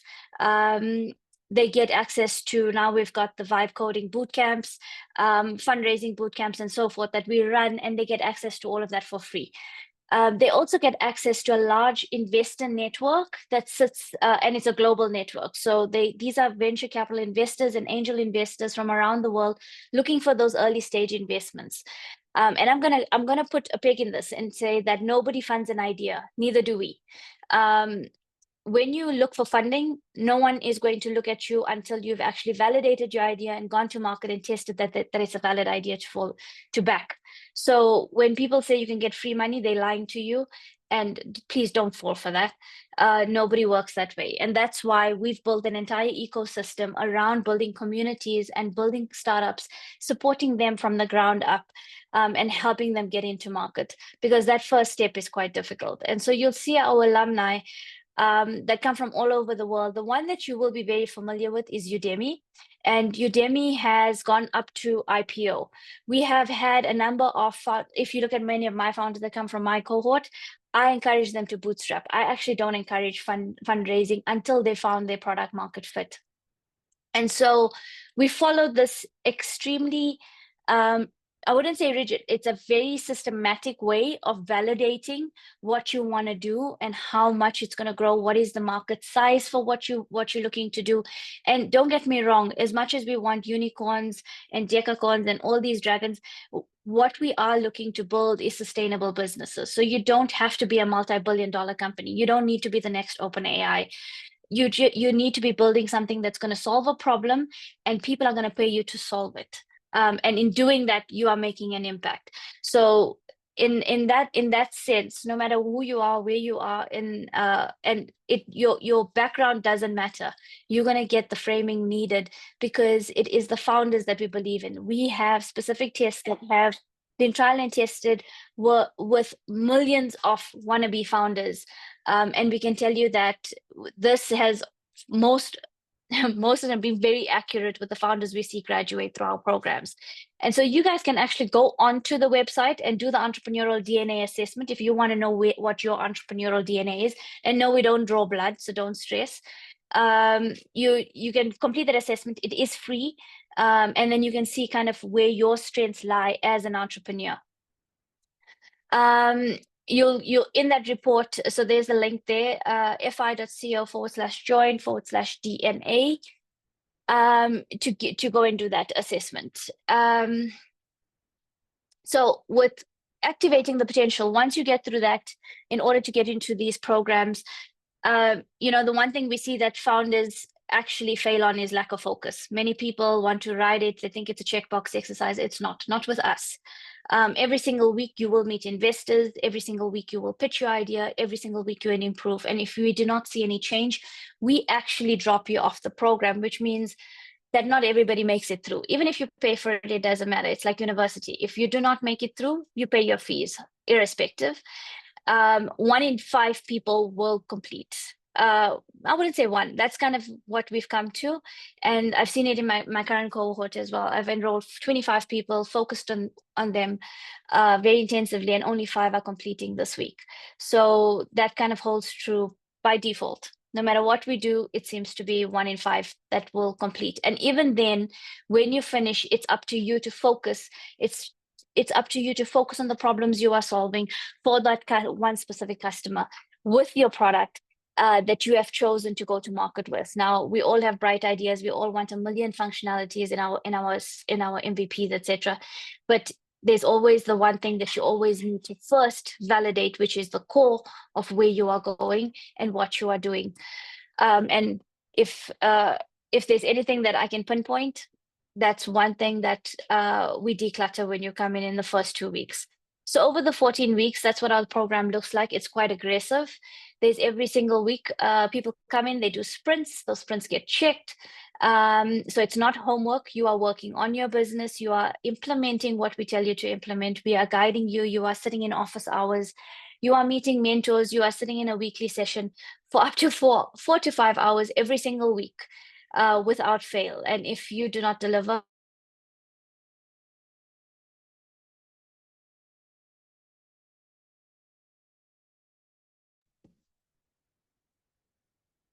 guys, I'm still here. We all here. I okay. think she froze. I think we yeah, lost We lost Keshni. her. Yeah. Okay, Kesh, we'll check up on Keshni again. But just for anyone that's maybe a little bit wondering what our timeline is looking at 11:30, we'll continue with the Money Matters team. We have segments during the entire session where there's a sponsored part and with the student portfolio showcased. I think we might have lost Keshni there to some signal issues. She should be back in the next few minutes. But for anyone that's wondering, Keshni and myself have been involved in the Founders Institute program in South Africa. In fact, we are part of the cohorts that were actively trying to solve specific problems, and I was on the architectural problems to be solved. For those of you who haven't yet taken a screenshot, we will make all of the presentations available to you after the webinar has gone through. In the meanwhile, I'm going to be getting the portfolios on the screen from Spamandla. Spamandla, it's over to you. Sorry. Oh, okay, great. I fell off the call. I fell off the call, guys. No, it's cool, Keshni. Can I quickly finish? Of course, back to you. Thanks. Let me find my screen. Sure. Keshni, where we left you at was on the program, and we had seen the aggressive program structure, and that's where you cut off. Okay, perfect. Give me a sec. That's fine. No worries. Can you see my screen? Yes. Can go to the next. Yeah. Okay. Perfect. So constant feedback is something we thrive on. We're very candid about it, as you would have gathered by now. It's like take no prisoners. We tell you the way it is, and we give you the guidance and the support to actually level up. So for us, that's very important. Getting this feedback is not something that people take lightly.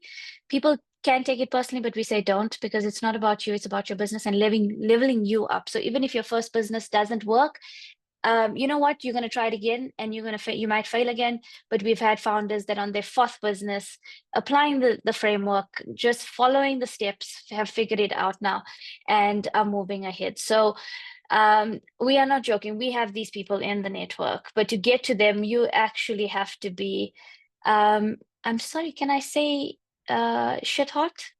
Okay, I've done it already. Said it. You've got to be excellent. You've got to be the creme de la creme to meet Elon Musk and so forth. Because where we get you to, let me quickly get quickly through this. You will see our partners in acceleration.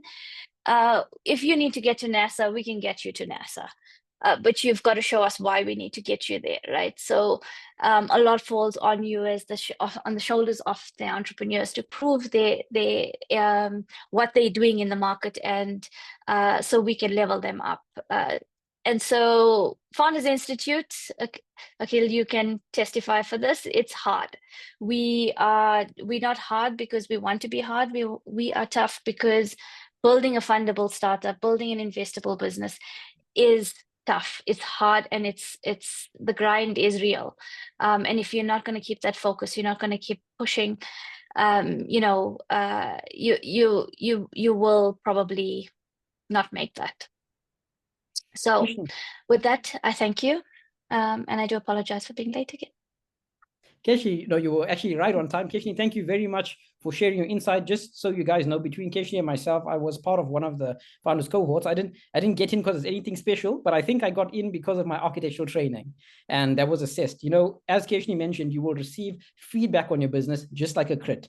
You have to create something that doesn't yet exist. You have to find a gap in the market and create it. But maybe the most important thing that I found from Founders Institute is that there's a program and there's actually a formula and a method towards obtaining a successful business. Something that I thought was maybe magical before. And the reason they have it is so that they can rigorously work out, can your idea survive and scale? Because they're not going to, let's say, waste time on a building that, on building a business that doesn't scale.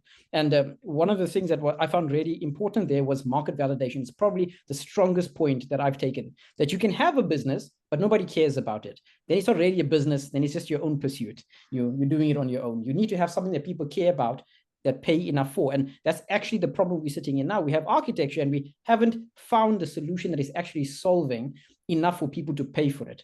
Product market fit is exceptionally important. But Keshini, I'll allow you to close out on how everyone can join Founders. I know you had the links there, but you can go for it. Yes, so you go onto the website, complete the DNA assessment. That's a very good start.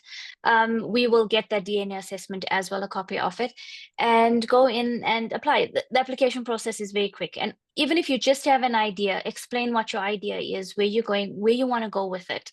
And we will assess it from our side to say whether you are fit for the program or not. So we don't accept everybody or willy-nilly. We do want people who have thought through a little bit of what they want to do. But Akhil, like you said, customer validation is very important. And in the first 2 weeks, half our cohort goes missing because they just have figured out that their business is not going to work, or it's not a business at all.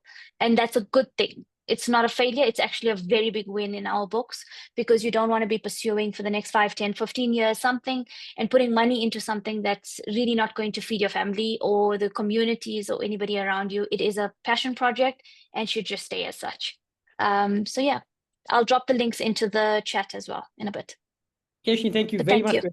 Thank you for joining us and sharing your wisdom with us. I'm looking forward to seeing you in future with more entrance into the program. Thank you, Keshini. Guys, we've hit the 1,000 mark for the session today. That means that there's a few people probably not able to attend. And Sakab, Brenda, Munetsi, I think you'll be opening the doors a bit more to the others. We will move into now the next segment, which will be the Money Matters, continuing on the issues. We'll give it about a 1 or 2 minute break before we go on to that. When I say break, I mean we'll have just 2 minutes for you to gather your thoughts and the Money Matters team to prepare. And Spamandla, you're very welcome to showcase some of the student portfolios on the screen as well. Again, Keshini, thank you very much for joining us today. Really appreciate it. So guys, 1 to 2 minutes. At 11:34, we'll be back. What you can see in your screen from what Spamandla is sharing. Spamandla, we're going to move through from University of Witwatersrand's portfolios, progress down through. You can see that we're moving on to the University of Johannesburg. So University of Johannesburg has submitted their portfolios and their work to us. You can see the students' contact details here as well. If you are someone at a firm, or if you think you'd like to collaborate with this particular student, you're very welcome to reach out to them.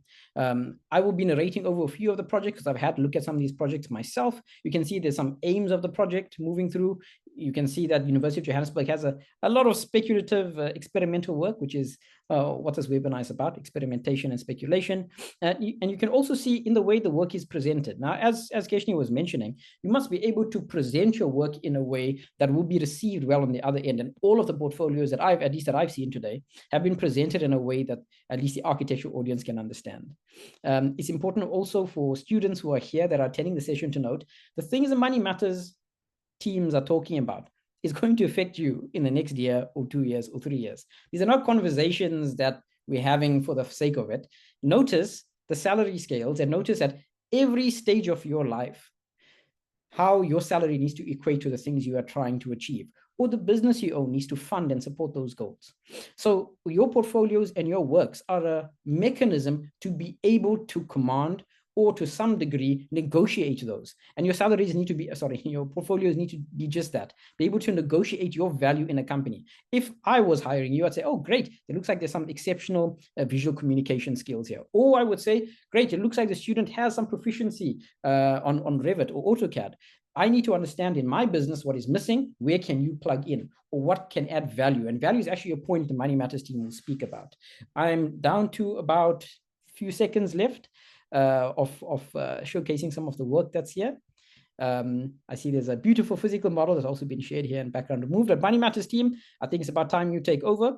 We'll continue with the portfolios at about 12:20. At 12:30, everyone, is the actual break, and that break is for 10 minutes till 20 to 1. We have a dense program today. We need to get through all the important points. We might adjust things here and there, but for now, 12:30 is the main break. Money Matters team, over to you guys. Sipamandla, you can stop sharing. Thanks, everyone. Put my camera off here, and Money Matters team, off to you. Okay, perfect. Thank you so much, Akil. Really, really, really appreciate it. So just gonna share full screen. We can all see full screen. Yes? Yeah. It's Yeah. everybody? No, perfect, perfect.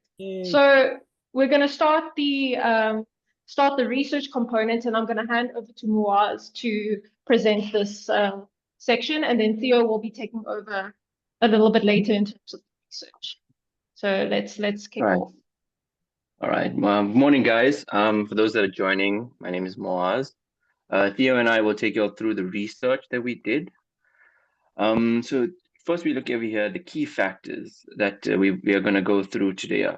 So it's key salary factors, living cost, study cost, experience and role, employment type, SACAP fees, market demand, and the public perception. These are all important things to consider. And valuable to look at. So over here, we got the cost of living in South Africa. This pertains well to at least most of us here, as we live here. According to the Living Wage Coalition in 2024, an average South African required to live with dignity in South Africa was estimated to be between 15,000 and 18,000 Rand per month. So like you'd look at the expenses of a one-bedroom apartment in the city, that averages between 6,500 to 9,000 Rand a month.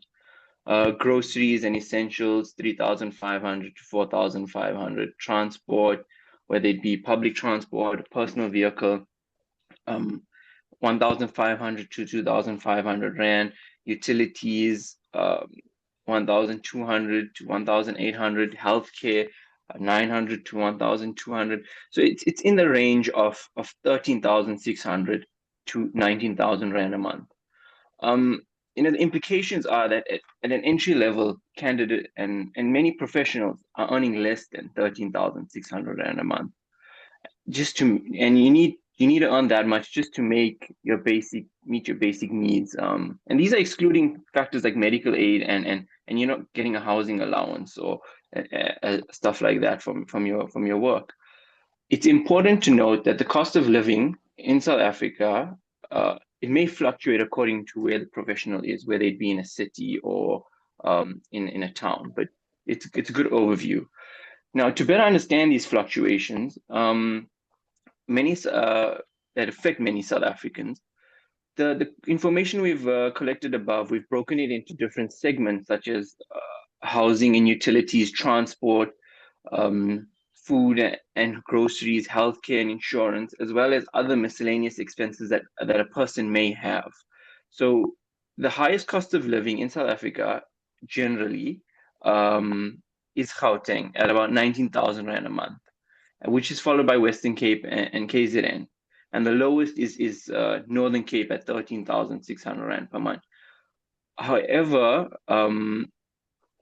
it's good to note that so in these provinces have the major cities in them, and if you go a little bit on the outskirts, cost of living may be a bit low, but these are averages. So even in the provinces with the lowest cost of living, the professional needs to earn at least 13,600 Rand a month just to meet their basic needs. The cost of living not only fluctuates per province, but also during a professional's lifetime. As they get older, their responsibilities change. So in this slide, we've broken down the cost of living by life stages to a professional. We've used the same categories as above, but have also included children and education, as these are major costs during a person's progression. Just to be clear, this is an average, and a professional side may be completely different, but this is just what the data can make these points for us. But it'll give us a better understanding and of the responsibilities of the average professional. So as you can see, we start off with a young graduate and we go through all the way through to pre-retirement. It peaks with a married person with 2 kids. The kids play a huge financial responsibility on people, and you would want to, as a professional, provide a good quality of life for them as well. Now, in order for a person to next slide. In order for a person to be able to afford a good the average cost of living, it's important to understand where the salaries typically start and where the averages may end up, and where we'd like them to end up. But this is what the data shows, that the lowest cost of the lowest salaries, architecture, if you look at it, our typical starting salary is quite low compared to, say, a truck driver or like a bank teller. However, with experience and with time, there is more growth in the industry. However, the starting point does seem to be quite low. We've also got the lowest reported salaries. These may be outliers, but it's still a big point to look at, that our salaries are quite low in the beginning. But before someone can study, before someone can work, they need to study. Next slide there, please. Yeah, studying is a major cost that a person has before they can work, and not many times it doesn't go into consideration. So if you have to look at studying it in terms of an investment into oneself, and using the fees from the average fees across the different universities in South Africa, as well as private institutes. Here we've tabulated the averages across the universities. We've looked at, the tables include the fees, additional costs such as your materials, printing, stuff for model making, as well as your basic student accommodation, which is a sharing apartment at the university. So on average, it's about 100,000 to 125,000 Rand a year per study, and then in a private institute that goes up to 150 to 175,000 Rand a year. So for someone that's going to study through a public university in South Africa, on average, it costs about 345,404 Rand and 60 cents to get their bachelor's degree in South Africa. And if you have to look at that through through getting a loan from the bank, from Standard Bank, for example, a student loan, which is like a 10-year loan at 7.5% interest, which is not crazy, that person will need to pay back 4,183 Rand and 31 cents a month. If now, say that person included their honors and masters, they studied all the way through, that's 598,561 Rand and 60 cents in total. Their payments would be 7,188 Rand and 72 cents per month for 10 years. The average starting architectural salary does not pay enough for a person to pay back this loan and have a good, adequate, good quality of life. The investment is not being met with adequate returns in the job market. Now, if you don't want to study through, if you don't want to progress your career through the universities, say you want to do it not via the AALS, there's another approach. You can do it through SACAP. So a graduate, upon joining SACAP, will become a candidate. They'll serve their time. They'll write their PPE, hopefully pass, upgrade to a professional, hopefully join Akil, in the PPE studies, help you pass. But each one of these steps cost money. And in many cases, candidates will have to fund it themselves. I mean, not everyone's job will pay their yearly fees, their PPE. A lot of times people pay it themselves. And after they graduate, after they upgrade, their yearly fees is set at 4,306 Rand, and it increases every year. If they desire to move up a category, they'll need to do it through special consent, RPR. These cost a lot of money as well, and extremely difficult. They're cumbersome in many cases. Now, breaking down the salary bracket from candidate to professionals, you can see that candidates on average do not earn enough to have a comfortable quality of life, as they earn below the minimum cost of living, which we've said was 13,600. Upon becoming a professional, being an entry-level professional, they start to earn a livable wage. But I mean, draftspersons will still have a difficult time. And if we look at the cost of living, education, registration, yearly fees, all candidates and professionals are quite underpaid. There seems to be a need to enforce of either a national wage scale or recommended minimums to ensure that everyone in the profession has at least a decent quality of life and are able to provide for their family.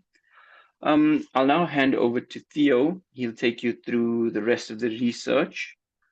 Theo? Yeah. So if we can go on to the next slide. Okay, so a trend that we picked up on while doing this research when we were looking at employment types is that very few, sometimes none, architectural graduates get employed full-time. Many of them are employed under short-term contracts or even in unpaid internships. And that creates quite a few common issues that you guys can see here on the screen. And the implication of all of this is that with a low salary, with very little consistency, creates an environment that isn't very sustainable, and it also sounds very unethical. If we go look on the next slide, you'll see that the challenges that are created by this, a lot of people feel that they don't really get mentorship out of this, and that also slows down their SACAP registration due to them not getting as much exposure as they would like to. And it's starting to appear that firms are doing this to avoid risk and avoid giving raises or certain contributions. And all of this is creating an environment that and this, along with the gig-like models that are starting to appear, is creating an environment that risks the status of the industry as a regulated profession. We're going on to the next slide. So Moaz was speaking about cost of living and all of these expenses. Then on top of that, you have to pay your annual SACAP fees, which we noticed that regardless of your level of registration, you have to pay the same fee. So someone making 8,000 Rand a month has to pay the same fee as someone making 40,000 Rand a month. That's more than 25% of their salary, which means every year, if they're paying it one shot every year, it's almost like getting taxed twice. And then beyond this, there is a proposal that all registered professionals must have PI insurance upon renewing the registration. This means that people who are already sitting on the breadline are going to drop below it. So something will have to be done about this. We do have solutions here. Oh, okay, perfect. Oh, sorry, you can go through it. I was just going to say that we do have solutions. You guys can feel free to read them and give your feedback to us in the chat. But then when we move on to the next slide, we really tried to find out how companies break down their finances when running an architectural practice. And a problem we found is that there was no recent data for this. The latest data we could get was up to 2020. And I'm pretty sure we're all aware a lot of things happened from 2020 up to now that kind of affected the finances of companies. So that made it very difficult to understand this part. And we would like to ask that SACAP and voluntary associations come together to try and get more recent data regarding this topic. On to our next slide. We then looked at the turnover per industry from 2001 to 2021. Again, we couldn't find one that goes up to 2025, But if you look here, the green graph on the top is the construction industry. You'll see that there was a steady growth for the revenue every year. And in 2017, something happened that started bringing that growth down. In 2017 is pre-COVID, so we can't say that COVID started it. COVID most likely only worsened the situation. And why that is, we can't say for certain, but it might be due to the competitiveness, encouraging people to start undercutting each other. Going on to the next slide. Then in 2023, SACAP did a survey, and they found that only 28% of professionals believe that the general public understands the role of registered architectural professionals.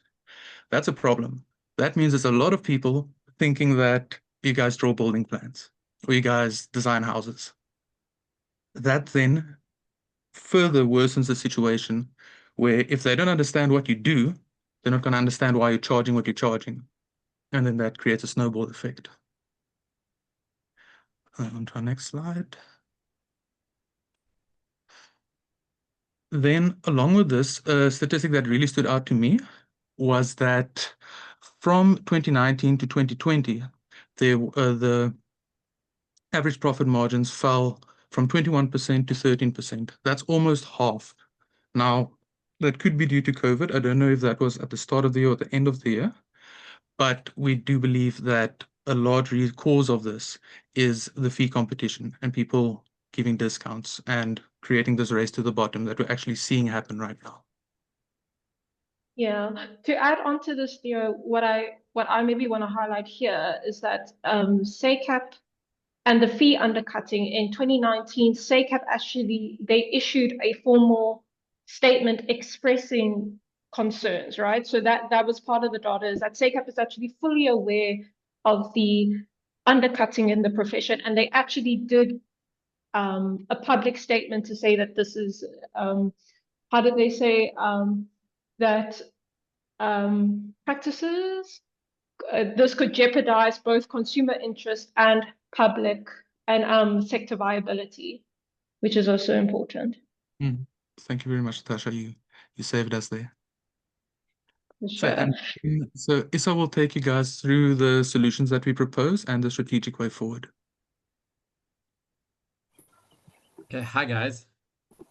Thank you for that, Theo. Issa, just before you go for it, sorry for interrupting you. And No this worries. actually does concern you, because I remember this is one of the points that you had mentioned when we were speaking about. I just wanted us to kind of reflect on that batch of research that we've had, because it was quite full and it was quite insightful, and it kind of leads into the solutions and strategic work.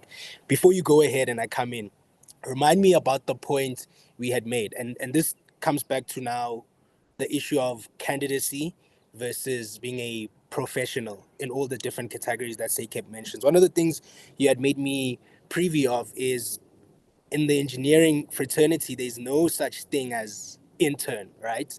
There's very rarely, or if any, roles that are kind of relegated to intern roles because of how it's structured. And I mean, you look at CAs and all of that, or lawyers, although they have to do their articles, there's almost this academic approach of getting that full degree and then leaving for work once you're ready. And I find that with the architectural profession, one of the things that keeps us in that bracket of candidacy or internship or low earning is the very fact that our program is very long. And even in how long it is, given the reasons why it's long, you're still not earning enough at that point. Can we speak about that, about this mentality of, oh, you need to do the graft, you need to be an intern, versus equipping people with a bachelor's that gets them actually ready to be a workforce that is productive in a practice, but also in their own lives?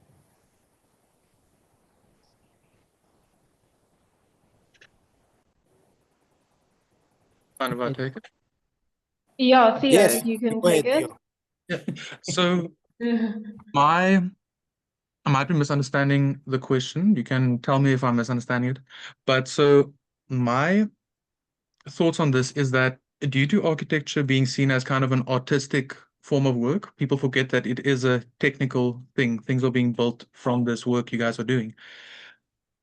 that creates this environment of the classic cliche of the starving artist, like, oh, you have to suffer for your work. It's all about passion, all of that.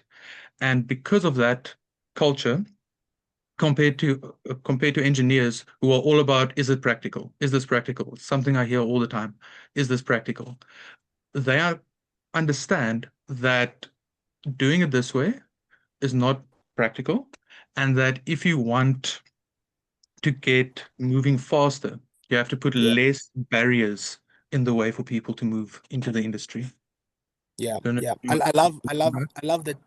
Yeah, no, you've answered it perfectly. I also love the term that you use, being barriers, because one of the things I'm thinking about is, again, these hurdles, right? To play devil's advocate, these very hurdles that are in place, due to practices, due to SACEP, everyone is to blame for this, are probably what's also hindering the growth within the profession rather, right?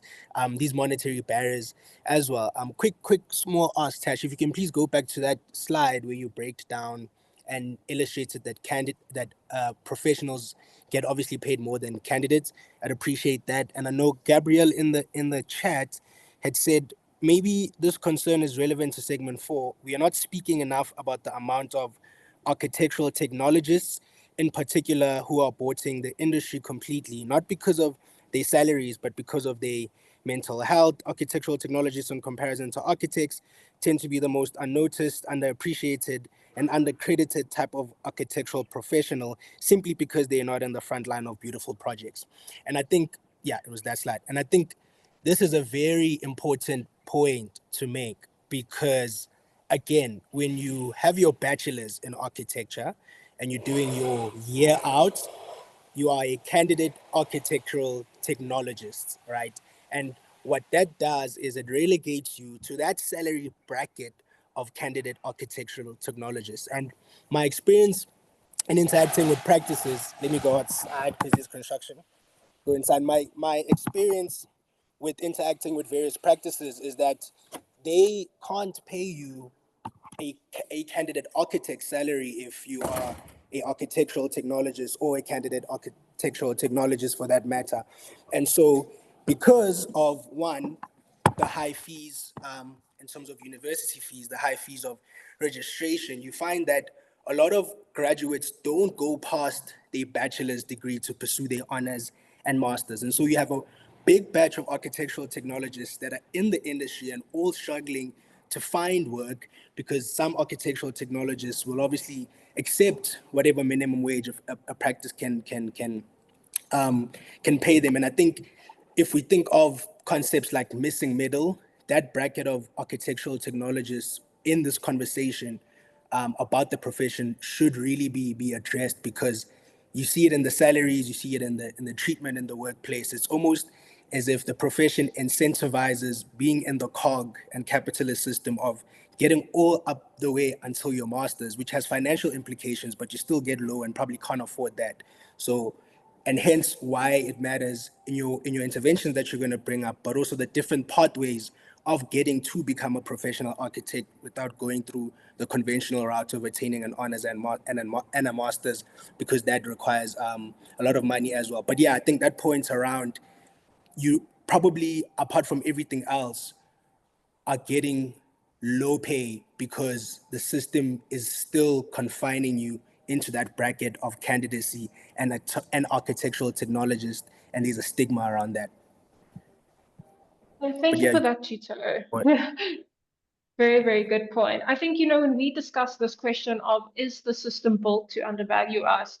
We even thought we actually were, amongst the team, we were talking about particularly the fee guideline. This is a guideline that's meant to uphold, and if you follow it, then, you should be, a business can run on that fee guideline. But I think what happens is that not a lot of people follow the fee guideline, because if you show a client, this is how much you have to pay me, clients sit there and they don't understand. So I think what we try to get from this, question of, is the system built to undervalue us? It's that maybe the system's there and there's certain mechanisms in place, but it's ultimately all the different role players and their involvement that doesn't allow the system to work a little bit. Isa, I don't know if you want to add to anything regarding that.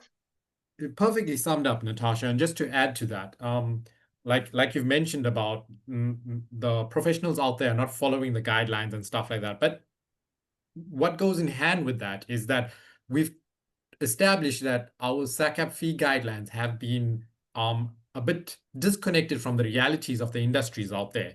You know, it's with its outdated policies and stuff like that. And that goes from top line and affects the bottom line, where Tutor, you say that they can't afford to pay these candidates these fees. And so that's why Money Matters is trying to navigate the waters of how do we restructure the business model and the fee guidelines and stop with the fragmentation in our profession. Because if you look at all these barriers, as Theo has said, with the different candidates, professional candidates, senior tech candidate, architect, well, those are a division that's brought on in our profession, and we need to try and collectively all together come together and figure out what's the best foot forward that we can put to bring normalcy to our profession and our industry to assist with the pay moving forward. You know, and it's a tough talk that we need to have, and it centers around money matters, and it's just the navigation that we have to come as a unified profession and work towards. I know there's a joke between our team that, you know, we need to create a union to come and motivate. No, but I'm getting ready for Tuto to invite us onto the Tough Talks podcast and featuring Money Matters, and then we all jump in on, you know, these solutions and so forth. And going back to the concept of is the system built to undervalue us? Yes, in many ways, the system currently undervalues architectural professions in the industry through structural, economical, and cultural divisions. But this issue is layered, and it's not intentional.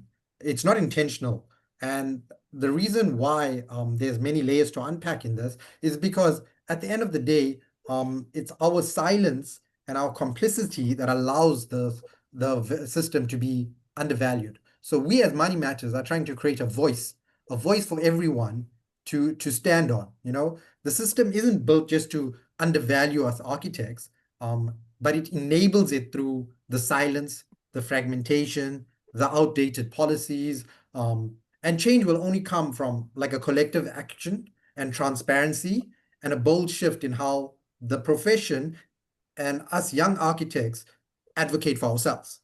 Because there's a lot of bad habits in our industry that we need to unlearn, rethink, retrain, and progress.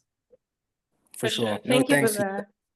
Yeah, you can hit the solutions. Sorry for interrupting you. I think No, architectural for sure. don't get enough of the recognition, but yeah. No, for sure, for sure. So So- Isa, back to you.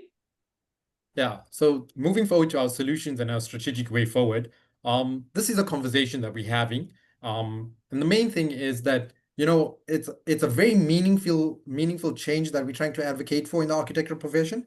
And it revolves around the sustainability, the fairness, and the future of our profession and how we charge as architectural professionals going forward. And, you know, to unpack these 4 key areas, each aimed at bringing meaningful, practical change on our industry, we've looked at rethinking the fee guidelines, rethinking how we charge, financial literacy toolkits, and the architectural career progression and compensation within our field. So when we delve into the guidelines, this document, SACAP's fee guidelines, I know everybody likes to complain about it and how we undercut the profession and whatnot, but the document was in essence meant to protect the integrity of our profession and regulate our profession. But in many ways, it has become an outdated and a static, disconnected from the real world kind of policy or guideline. And we need to reconnect with that through interaction with our profession, our VAs, and SACAP itself. And one of the core amendments we suggest in tackling this going forward is looking at proposing a regional cost adjustment, because like we've understood from the graphs presented by Theo and Moaz and Natasha, is that the cost of living in South Africa fluctuates from province to province, outlying areas, internal areas. And so naturally, building cost fluctuates as well. And that, with having that being said, we need to adjust our fee proposal based on what is the cost of building per square meter in certain areas. Is it an upmarket area? Is it a locality? All those have facts. All those have figures that affect how we charge in the industry and how relevant we stay. And we don't want to be in a position where we set standard our fee and then the building cost doesn't relate to what we're charging as architects, and then it becomes a discount on our fee to get the job. So one of the key takebacks we take from this is that, like QS do as well, is to adjust our fees based on regional areas and what's the building cost in those regional areas. And then the other option we are looking at is integrating a minimum viable fee. So based in a practice, what is that minimum fee that you can't cross as a professional? What does it take to pay your staff? What does it take to pay your software? What does it take to run your practice itself? That's very important in understanding what's the bottom line fee you're going to accept as a professional. I mean, many people don't take that into consideration, and they just allocate their time personally to their fees, which, by not having that business awareness or that concept, affects our salary caps going forward. So having an understanding of the minimum viable fee is very important to this discussion. And then introducing mandatory deposits per workstage. But what this enforces is that we're trying to limit the way we work at risk as professionals. Stage 1, stage 2, stage 3, stage 4. Sometimes, a client comes to us and says, you do stage 1 to 3 at risk. Once we have a design down, we start paying you once you get to submission or whatever. That affects the cash flow of a business. It affects the business model, and it affects the industry. So what we're trying to do is to limit that aspect, bring awareness. And one of the ways you can bring awareness is actually by introducing it in your client fee proposal. In our research, what we understood is that not many smaller firms or companies or individual freelancers have an implemented client architect agreement that protects themselves.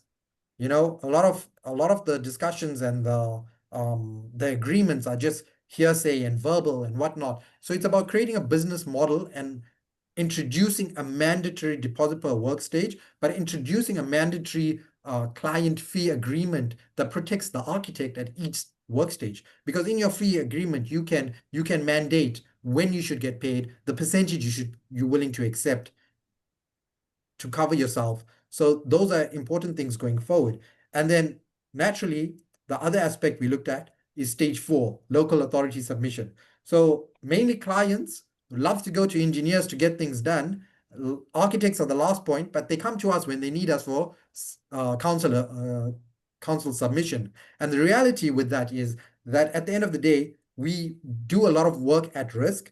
And then when it comes to submission, we're not entitled, or we may get it submission into council, but we may not get paid our due fees. So one thing we're looking to integrate is to get paid a bulk prior to submission, and then the remainder post-submission to assist with the SACAP fee guideline. One important thing to mention is that Money Matters team has compiled a list of practical recommendations by the professional fee guideline, and we'd be happy to submit these to relevant committees for review with the aim of supporting meaningful updates in the industry and improvement itself. So those are things that we really need to consider. And rethinking how we charge. So when it comes to rethinking how we charge, we just proposed business models like, why don't we charge like lawyers, charge a retainer, pay up front, or you can have a coach's concept where you build in a discovery fee, you pay for the value of deep personal transformation, and that progresses. Or subscription fees. That could be a monthly subscription. But these are, bear in mind, these are all thought processes that we are trying to put out there, and we need the conversation to get going. A major factor we're looking at is considering equity, where you don't take full payment, but if it's a commercial project, you take payments in shares. Because if you're doing large scale projects, I mean, share rate per square meter, if it's a commercial project, will be much more beneficial to us and cash flow in the long run than taking up the profit margin in the start.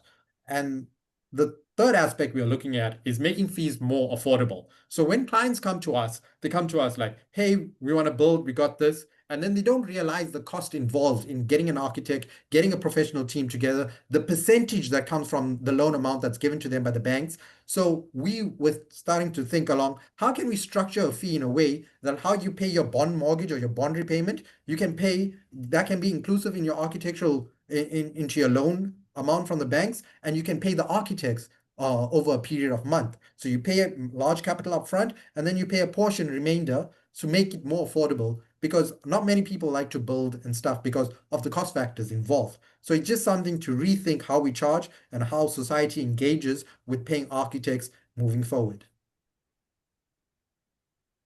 And then tools to strengthen the business of architecture. So one thing that we've focused on is we try to create financial literacy toolkits, because even the best fee structures won't work unless practitioners have the tools and knowledge to implement them. That's where the financial literacy toolkit comes in. And we've developed 3 curated packages to help freelancers, small practices, and emerging professionals take control of their business journey.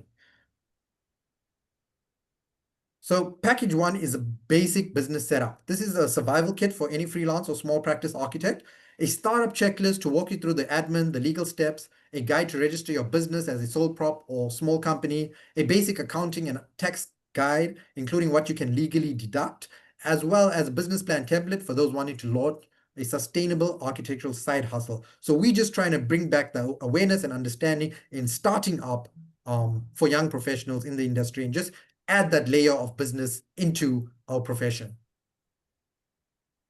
Moving on to package 2, as you've understood the starter kit, you may need to start understanding the financing and the pricing of it.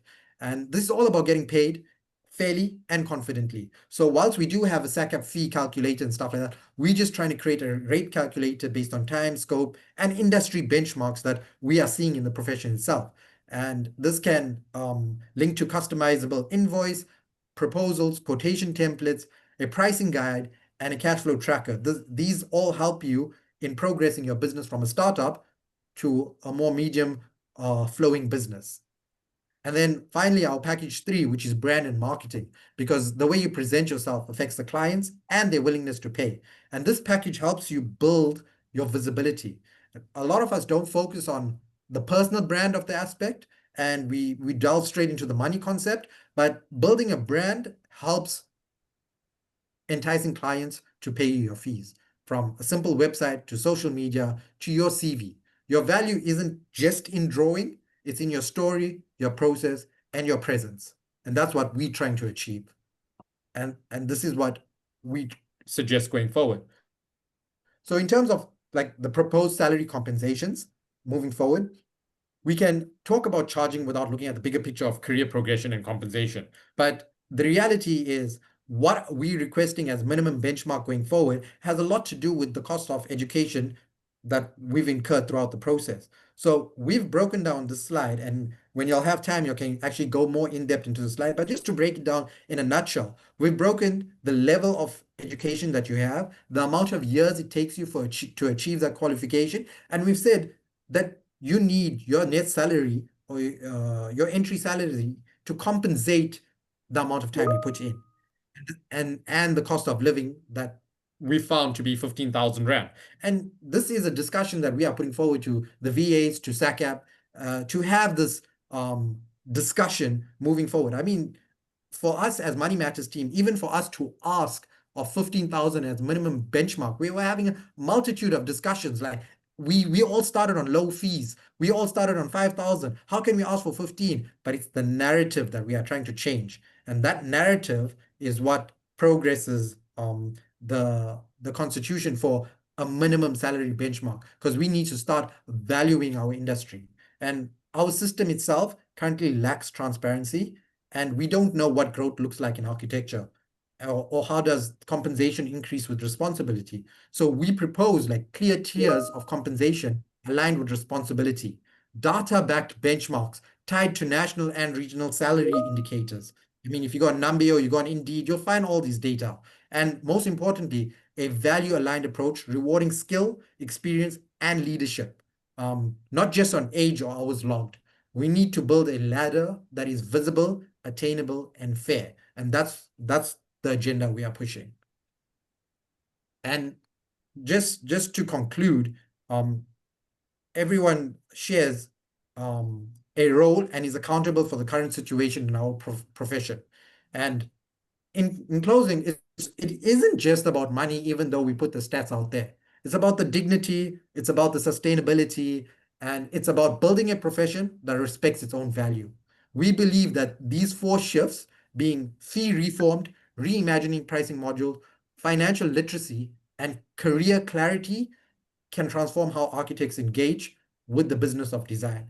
Because if we don't value ourselves, who will? Isa, what a fantastic way to end off on that. Guys, I'm going to mention in the next 2 minutes time, we're going to have Sayota joining. So you have a 2-minute window for conclusion. Thanks.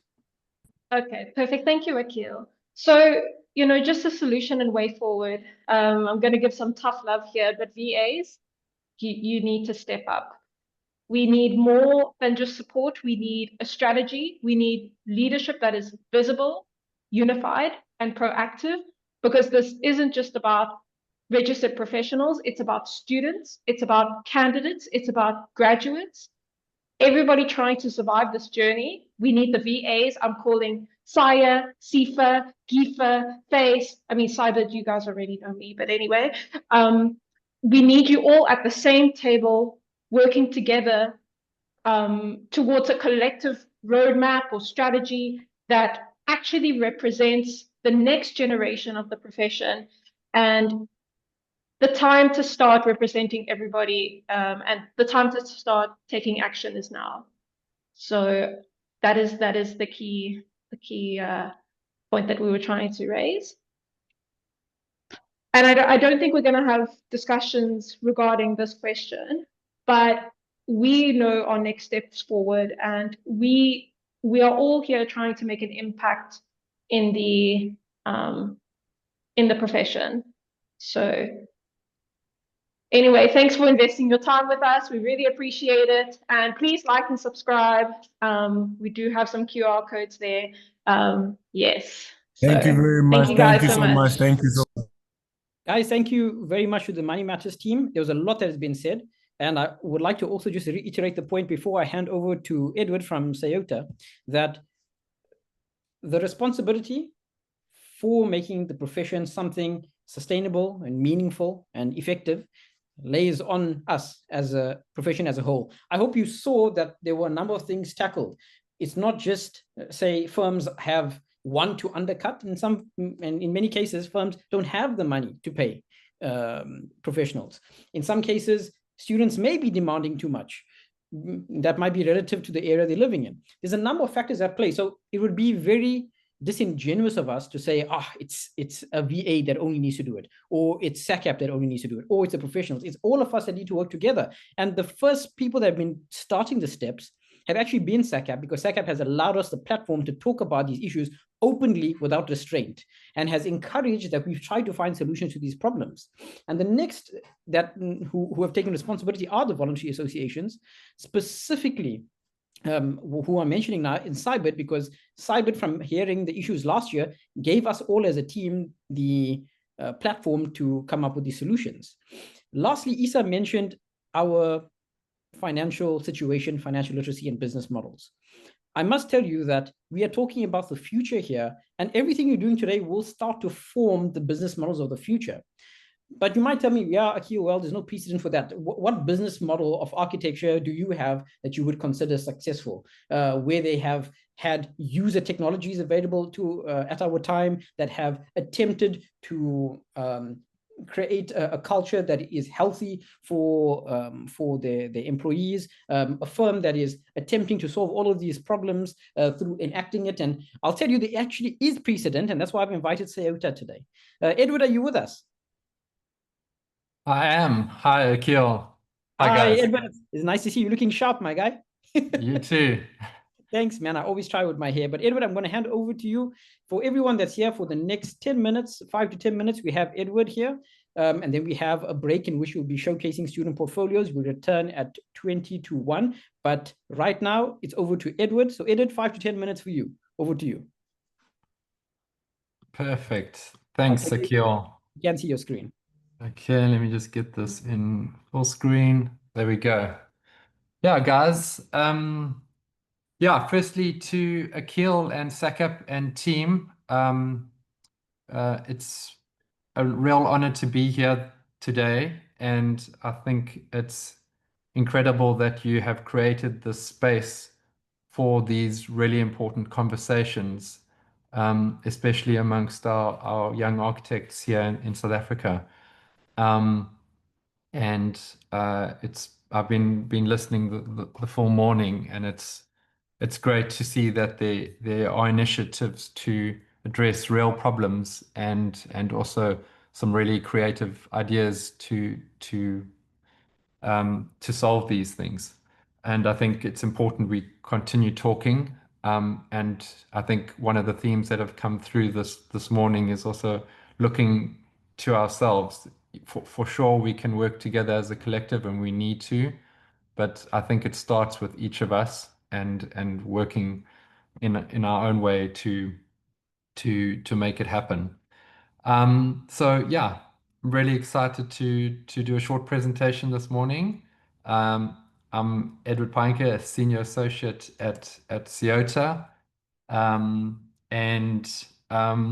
Yeah, our studio was founded 39 years ago in Cape Town by Stefan Antoni. Some of you may know him. We have one office with around 320 staff, probably one of the biggest in Africa, led by our 9 dedicated principal directors. And while some of us work in the studio, the majority work from home, as I am from here, and a lot from all over the country, and now more recently all over the world. So essentially, we are working fully in the cloud, and our studio here in Cape Town really has become our social hub for the office, where we get together for team events and our annual end of year bash. And just touching on these different models, so we work with quite a distinctly different model from what is the norm here in South Africa, in that we focus on the design aspect of architecture. So essentially half of the architectural service, so inception through to design development. And then we always work with a local architect in each of the regions. And we're working in over 90 countries, 193 cities all around the world, 6 of the 7 continents. I still need to conquer the last one. But yeah, it's an incredible and exciting place to work and to visit these places. Obviously, working from home and remotely, it's important for us to foster a strong office culture, and that ensures our teams are connected and engaged, even in the remote working setup. And just a glimpse into this, since moving to the remote working, we've also had the possibility of expanding our talent pool to the rest of South Africa and even abroad. And now we've got people working all across the country and across the world. This is just a fun little drone shot of most of our team when we came together for a 3-day end of year function last year, and it was great to have everyone together and spend some time in person. Yeah, and we are a fairly young office, and it's been great to be able to work together with such amazing talent from all over South Africa and now more recently the world, working on some incredible projects. So with the remote working, we've also had a number of support initiatives that we put together to focus on the team's well-being and building trust and connection, because you often are a little bit isolated with the remote working. But it's been incredible with these initiatives how we really are connected in the teams and office as a whole. And we've actually got a Design Friday tomorrow, where my colleague and I are going to be presenting a project that we've completed. So these Design Fridays are really insightful once a month sessions that we present some exciting work to the office. We've got RAD sessions, research, analyze, and design, which are online crit sessions where we really interrogate the designs and always put the best designs forward with the input of all the directors and the teams having a say on things. We've got some other exciting ventures like Blink, which is like a Pecha Kucha style share once a month, and socials, and a couple of others. And I think another thing that's been a real strength, I started at Ceuta 11 years ago. I moved from East London up to Cape Town, and right from the onset was incredible to see all the systems that have been put in place and have continued to build on as a real strong foundation to empower young architects with all these resources and templates and procedures.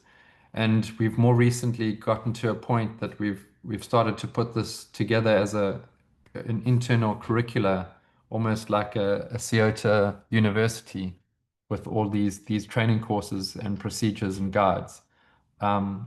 And as I say, it's really empowering for the young architects to operate on a level that ordinarily wouldn't be possible because of these systems. We work a lot with the programs you guys are familiar with. Our staples are Revit, Lumen, and now more recently Twinmotion and Enscape. And then, yeah, quick snapshot to some of the projects in the different regions. Obviously don't have a lot of time to show you all, but you can have a look at our websites and socials. But just a couple here. So this is our founding principal's home, Stefan Antoni's, in Clifton, Cape Town, South Africa. The home's called Beyond, and as you can see, very appropriately named, overlooking the Atlantic seaboard. This is one of our other principals, Philip Olmersdal's home in Tamboerskloof in Cape Town, and then Greg Truen, another principal's home in the City Bowl in Cape Town, with incredible views over the city and the backdrop of Table Mountain. Then this is a project that I started with when I joined Ceuta in 2014, Clifton Terraces, an apartment block set on Victoria Drive, which was a scenic route and a green belt, and we cascaded the design in this context to fit in a fairly large developer's requirement of 12 apartments and 2 big penthouse additions at the top, in a very appropriate way with integrated landscaping and terracing. And then another project that we've recently completed, this one in Dallas, Texas, in the US. This is one I was involved in as well. And just a couple of pictures here of how we work together very closely with the local teams and the contractor. We initially thought this roof needed to be done out of concrete, and together with the contractor ended up figuring out a way to create this in steel and a lightweight building system, which is very different to what we're familiar with here in South Africa. And these are just a couple of snapshots with the process of making this a reality, and following through on these design ideas that we have at the onset to create the final product. This is kind of hot off the press, and we've just photographed it last month. So very exciting to see. Then a couple of other projects around the world. So this one's a tower in Iceland. This is another corporate building in Nigeria. We did a competition in Hamburg, Germany for a housing and mixed use development, and one in Senegal. And then, yeah, we also are involved in a number of public and cultural buildings. This is a school that we did in Limpopo a few years back. And then some larger projects. This was a master plan and hotel for an island in Turkey. And then with all these projects around the world, it's great to be able to travel to these destinations and learn about the context that we work in, learn about different ways of working, different cultures, and I think our designs reflect the land and the broader context of these places with their unique elements, and really helps shape our designs to create these connections. So very exciting work, and yeah, I'm very pleased to be able to share this with you today. And if you want to reach out, you know where to find us, and look forward to continuing to hear the conversations that you guys are having to figure out these things together. So thank you. Edward, thank you very much for sharing a great overview of Sayota. To maybe extend on what Edward had mentioned, Edward had shown us a number of things, if you haven't noticed. Firstly, that Sayota is able to employ a vast number of architecture professionals. Of course, they can't employ everybody in the country, right? But they're able to employ a vast number, and that creates a lot of stability in an ecosystem, especially an economical one. During the break, someone messaged me, actually it was one of the candidates from the PP program, who said that the reason why there was a dip in the economy was because large construction firms had closed down in the 2017-2018 area. It's the large architectural, construction, engineering firms that bring a lot of stability to the profession. And that is the thing that should be encouraged, because after you move from small level business to medium level business, the next step is a large business which is benevolent, which does give back towards its candidates. Being able to have large businesses stabilize economies, and that is something that all the people on this call should be aspiring towards: forming a business, joining a business, being part of a mission to create better stability. Something that is also exceptionally interesting that Edward had mentioned was that Sayota performs architectural work across the world. They are based in Cape Town, but it's work across the entire world, and they coordinate by empowering local architects in their specific regions. This is not just Sayota doing the work on their own. Sayota is working as design consultants that work with architects across the world. So they're not only empowering our economy by bringing the money back, but they're also empowering the economies that are there. This is a business model that is not very common. The last thing I also want to mention, what Edward had said, was on the technological side, even though everybody is in the cloud, as Edward mentioned, we're all working on the same system, so that there's universal consensus on what everyone is doing. And that is very astounding that an architectural firm of such a scale is able to perform these tasks quite seamlessly. So Edward, thank you, and thank you for the work Sayota is doing. I really appreciate that you and the team at Sayota had decided to join this afternoon. Thank you, Akil. Appreciate it. So guys, we're going to move on to the final segment now. It's actually the break. From 12:30 to 1:15, we have a break. In this meanwhile, we'll be showcasing some of the architectural students' portfolios from across the country. We'll have the University of Pretoria playing us. Bamandla, you're very welcome to share your screen. But at 1:45, we'll be joining again to have the conclusion to the Money Matters team, where there'll be a small discussion, and then we'll move on towards a few other questions that the Tough Talks team will be talking about, and we'll conclude roughly at about 2, maybe just after 2, for the sake of time. Thank you, everybody. We'll see you back 1:45, but please stay joined to listen in to the students from the University of Pretoria. Spamandla, go for it. Let's see if we have sound. Good day. I am Simeon Jameson. a master's student at the University of Pretoria. Thank you to SACAP and UP for the opportunity to share my work. Over my years of studies and practice, I've learned that architecture is about three things: people, place, and the narratives that emerge over time as people inhabit place. Architecture holds the power to change these stories, for better or worse. This is a massive responsibility. I've spent my postgrad years learning how to better discover and record the stories of a place. In order to write a story, you must be able to read. This idea of continuing and changing stories was explored in one of my honors projects titled Fabric Culture. The story is told through the assembly of the building, embedding vernacular and low-tech material and construction techniques into an urban and high-tech setting. Now in my master's year, I am working at the harbour in Hout Bay. I am trusting that the wealth of stories discovered will guide the design process to produce architecture that speaks of its place and will inform the way I work for the rest of my life. Thank you for your time. Good day. Hi everyone, I'm Humaira Akulwaya and I'm currently completing my improv in architecture at the University of Pretoria.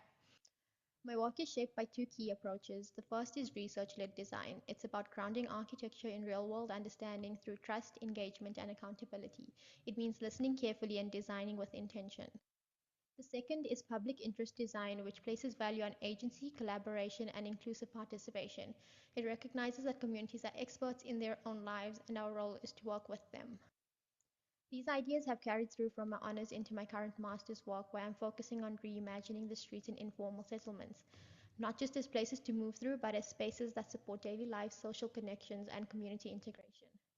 The process I use is a phased and iterative approach, and it relies heavily on continuous engagement. It's about designing with people from the start and allowing the work to shift as the input shapes it. For me, this way of working reflects what architecture should be: responsive, grounded, and shaped by the people it serves.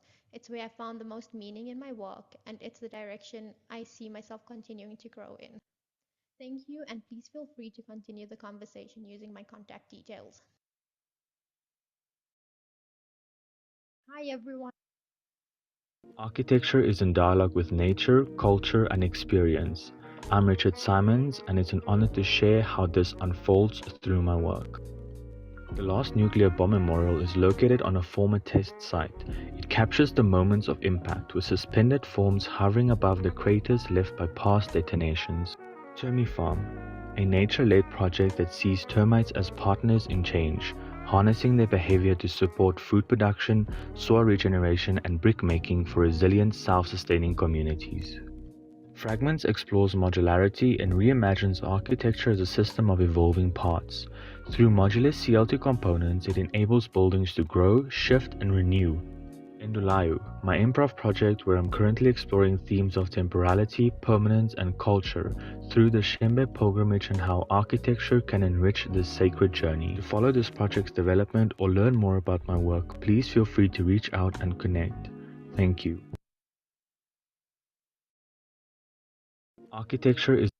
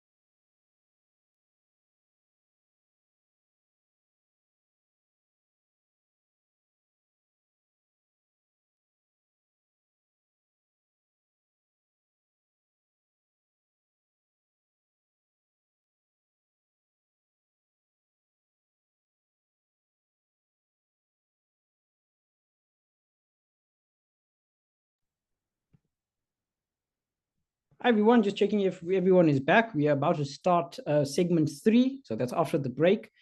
Checking for the Tough Talks team if everyone's in. Marilyn, you still there? Yes, Kaylin? She is Akil. here. Yeah. She is here. Yeah. Okay, fantastic, guys. I want to check if our presenters are also here. Yasmin, Marilyn. Sorry, Yasmin Lizelle. So, Hi, I'm here. Okay, fantastic. Yasmin, you here as well? I think Yasmin is here, but we'll wait to get into it. Yasmin, any indication would be good. Hi, can you hear me? Yes, you can hear you. yes. Oh, okay. Okay, great.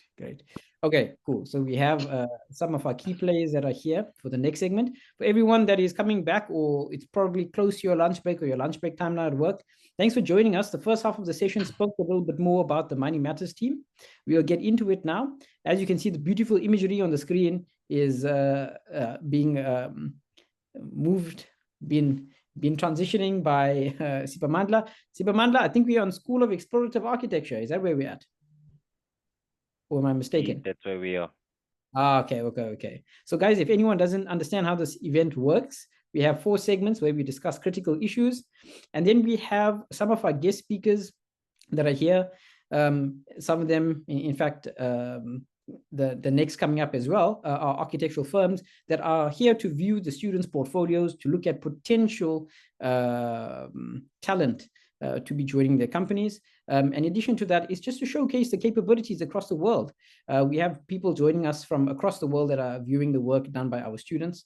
And so this is a showcase primarily for the students. You'll see this happening in between each of the segments. What we also have in between each of the segments are speakers that are here to encourage and support students on their journey.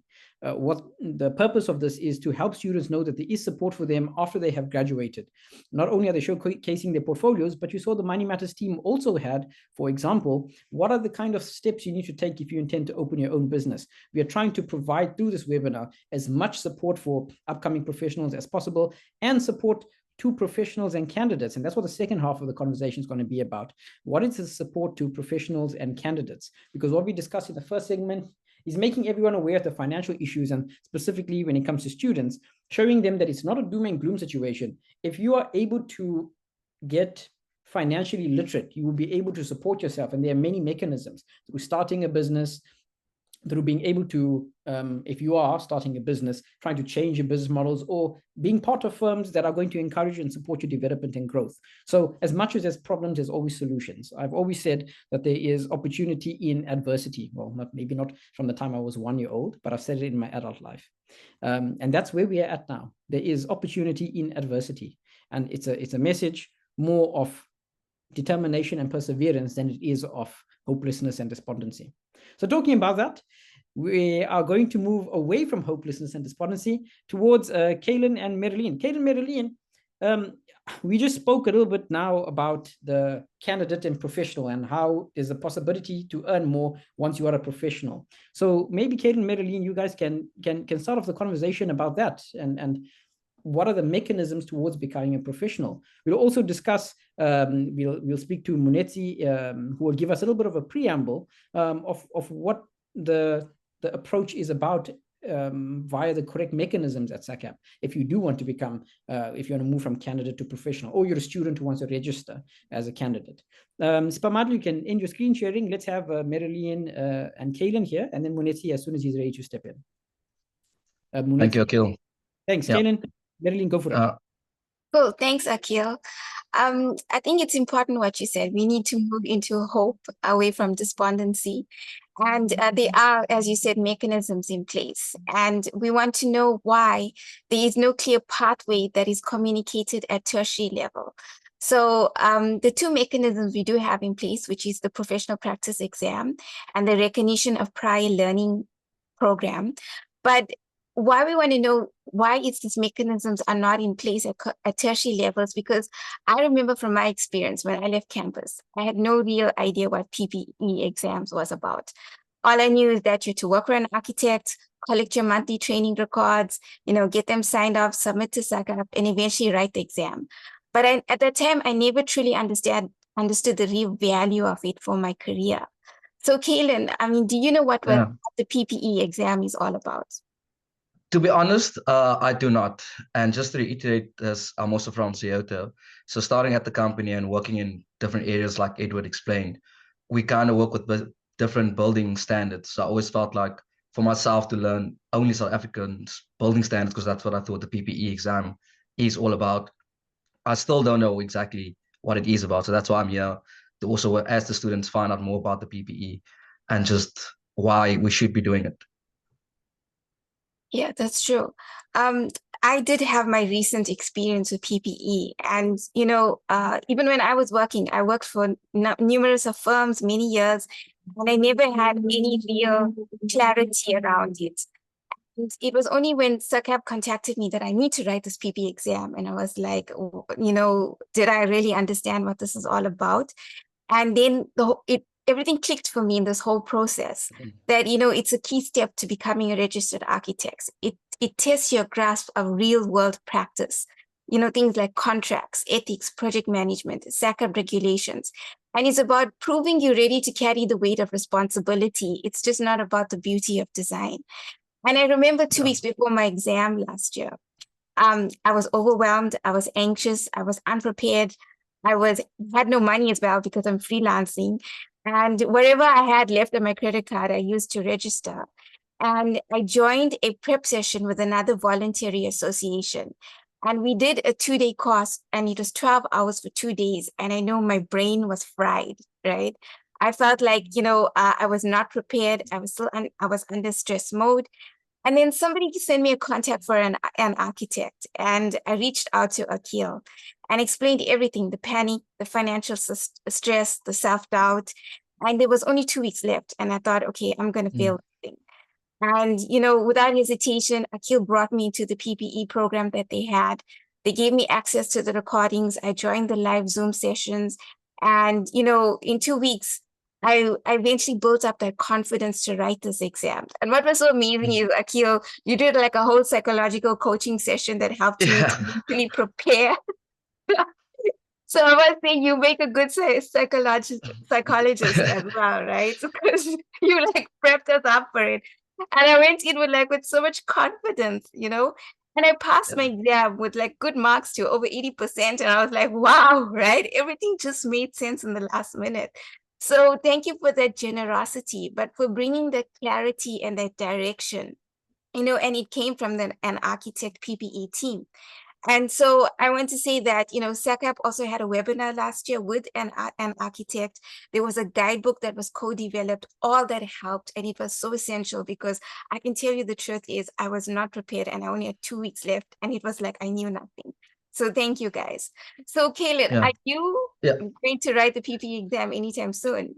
Yes, I definitely want to write it. And that's why I'm here to ask the questions as why should we be writing it? And what is there a clear pathway for people to go through the stages? And like you said, for yourself, the first, you had 2 weeks left of writing it before you actually found Akil to actually guide you through the process. And I feel like a lot of people are just lost and they don't know, should I be doing it? Shouldn't I be doing it? And the same thing that the Money Matters also touched on in terms of, is it lucrative to even pay for something? And you're not going to be making your money back if you're in the profession. So all those type of questions I would like to hear from Lizelle as well, and the people that are here with the expertise to kind of just guide us through this. Yeah, thanks for that. Lizelle, we love to hear from you. I mean, you and Akil did a great PPE program, and that was just amazing. And I've been through it. I'm not just saying this because I've been paid to say this. No, not at all. It is the truth. It is my experience. Thanks, yeah, no, I'm glad. I think you were telling us about your journey about learning about what the PPE is and when you went into kind of the industry. And I'll be honest, you knew more than me. For what it is worth, I walked in knowing absolutely zero. So I'd actually like to take everyone through, the professional practice examination, what to expect. And I'm going to share my screen in order to do so. And if you can all do the same where you tell me that you can see it. I think it is this one. Coming, results coming. It's coming through. There we go. There we go. Fantastic. All right. So at any point, if we're lagging, you let me know. So I think maybe just for those who don't know me, my name's Sazelle Jackson. And thank you for your patience today. I think we've covered a lot of intense topics. Just looking through the questions on the chat, I see there's a lot of passion and a lot of, opinions on the chat. And I think it's really good to see the energy. We definitely need the energy, but I'm going to take you through something I would say not more low key, but here's a small information session for you. So like I said, Marilyn, I had no cooking clue what to expect. I thought we finish off high school and then we go to whichever university was willing to let me in, that was where I was going to go. I ended up getting into CPUT. And I thought once you're done studying, you graduate, you get your job. And then as soon as that, you are good to go on taking on your own projects and you can open your own practice. I thought it was a bit of a free-for-all. And this portion is really to those of us who don't, or to those of you who haven't yet experienced the exam itself. It's for those of you who are still candidates and very much to those of you who are still students. If you think that this is the process, I'd like to just set the record straight, because I think one of the big things is not fully understanding the process to becoming an architectural professional can lead to a lot of frustration. It can sort of sometimes feel like an endless pit of investing your time and your money and your energy, and you kind of don't see that finish line. So for those of you who've been through the process and you're like, yawn, just bear with me. And then for everyone who's got the question marks floating around their heads, we're going to tackle it now.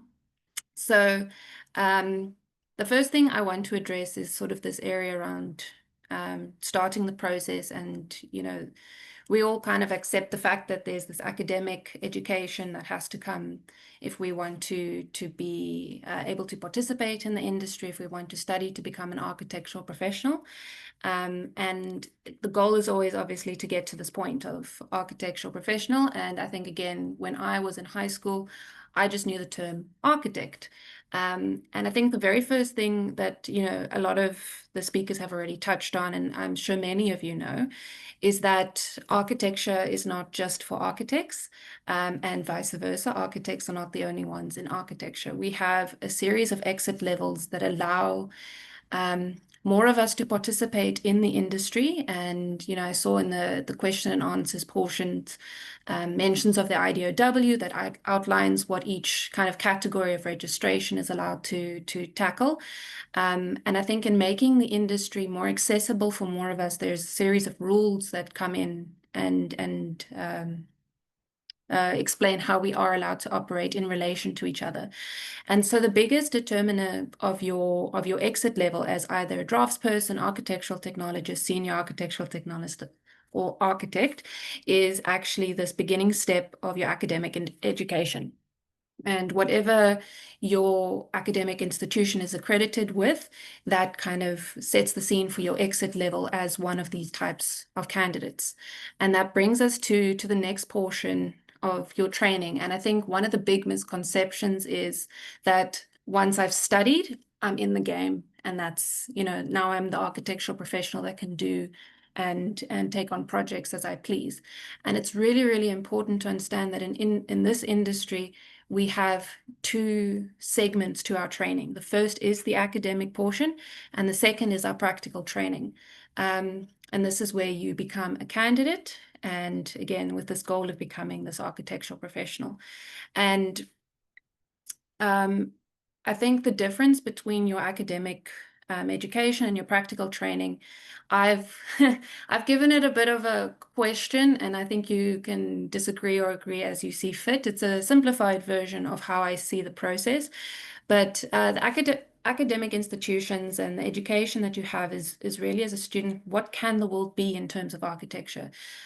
These programs push us to think beyond, the boundaries of what's been done before. They teach us to rest on the giants on the shoulders of the giants who've come before us. And then you get to practical training. And I think I've spoken to a lot of people who've moved obviously from education into practice, be it their internship year or if they got their job and they were like, I wish I was designing, or I did not see this coming. And a lot of people have this moment of like, what is going on? And I think the stark difference to bring across in the two parts of your training is really that your practical training is what are the way that the things are being done currently in the real world. And the two of these together, actually, it is your responsibility to be able to marry this so that when you're an architectural professional, you are able to operate in the industry, but you're also able to participate in reimagining it. And that's very much what today's webinar is about. And changing architecture, not necessarily how we design, just how we design, but really how we operate in the industry and how do we change architecture for the future. Now, coming back to the PPE examination, which is what I'm supposed to be chatting about, that is, quite frankly, what divides or distinguishes you from being either a student or a candidate to being an architectural professional. And in order to participate, taking on your own projects, opening your own practice, that kind of thing is reserved for the architectural professionals who have written their PPE and passed. And it is very much a benchmark mechanism to ensure that the entirety of the architectural profession is operating to an acceptable standard. And it's very much, I think sometimes what can cause a bit of panic is, we think it's about, I'll be honest. Architectural design, not my strong suit, not at all. I'm much better in the technical space. I love detailing, I love systems, I love operations. That's where I exist. And I was petrified of this exam because I was never top of my class when it came to design. I was like down at that beautiful 50%, and I was like, that's fine for me. And I think just to reassure everybody that the PPE is not a reflection of your design skill, not even your technical skill. The content on the PPE is, like I say, it's this benchmark moment that enables you to operate moving forward as an architectural professional. And it's to make sure that once you are released into this industry to operate, can you actually reliably, for instance, open a practice? Do you have the skills when we say here, construct a building, are you able to understand what contracts are necessary, how to administer the contract and that kind of a thing? So what we did with an architect is we kind of decided more or less what the process to becoming an architectural professional looks like. And we've got it in 7 steps. And it starts all the way with high school, and then you enroll at an architectural learning site, you graduate, and then you commence your training under a mentor with what we call monthly training records that you literally have to sign and say, this is where I got experience this month. And then we get to this benchmark moment of the professional practice examination. And this is more or less the process to becoming an architectural professional. And not everyone's journey is as linear as this one. My own journey has a number of returning back up to number 2 and going back to 3. And not everyone's journey has to be this linear, but this is, I would say, the simplified version of the journey that really helps you to see what the PPE exam is about. So I bring up the fact that we need to write this exam so that you are equipped for the future of being an architectural professional, but it is also really so that you are able to look after the candidates that come after you. It's not always a thing of having to leave information sharing up to SACAP, or not always a thing of having to leave information sharing up to voluntary associations. As soon as you have a bit of knowledge, you have something to share with the person who's asking you about wanting to study architecture, or wanting to, study at this particular learning site, or, wanting to commence with their training and what do they have to do. And the professional practice examination really covers the content that you can operate as a professional moving forward in the future, but you can also give insight and knowledge to those who come after you. And it's a really important thing to understand that, again, this exam is not a reflection of your skill. It's really to make sure that you uplift the industry as you operate as a professional. And I think following on what the Money Matters team was saying, in terms of protection of your and protection and dignity as you operate. Writing the PPE, I'm just going to go with the PPE as the shortened version for now. This is really a mechanism to protect yourself in the future. So I know of a number of people who never got round to registering with SACAP, never got round to writing their PPE exam. I know of one individual I studied with my undergrad, and I think we've been out for probably about 7 years, I think. And they still haven't registered with SACAP, which means they are not actively contributing or pursuing a professional status in the industry. What this means is if they are let go from the company that they are currently at, it means that they've got no leg to stand on their own as an architectural professional because they're not even registered as a candidate. It means that they are very much at the mercy of the job market. And if pickings are slim and it's very tough out there, they are not able to say, okay, well, it's fine, I can freelance until there's a permanent position. They can't, say I can just contract, or they're really at the mercy of being under the supervision of another registered professional. And then another individual I knew worked at a company for over 10 years, was registered with SACAP, but did not actively or regularly maybe log their MTRs. And what happened was when the company was hit with hard times, they actually had to, they were retrenched. And because they had not actively pursued their professional status, again, they were at the mercy of having to have someone else employ them. And the PPE is really a massively important step. This is how you freelance. This is how you take on clients. This is how you open a practice.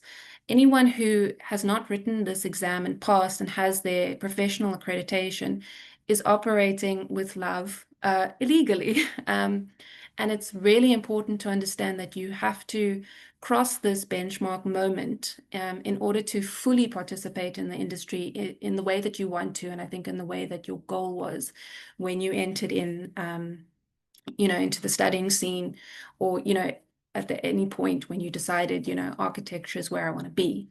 And so for those of you who have to write in the future, on your students and candidacy levels, professionals, I think I've seen a couple of names from the past cohort.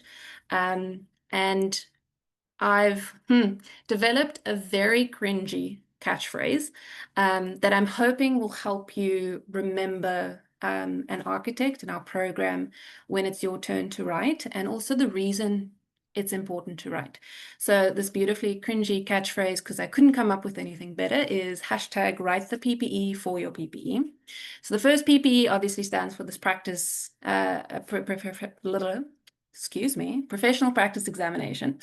And the second PPE is really what this exam is about, and it's the reason why it's so important to have this benchmark test in place.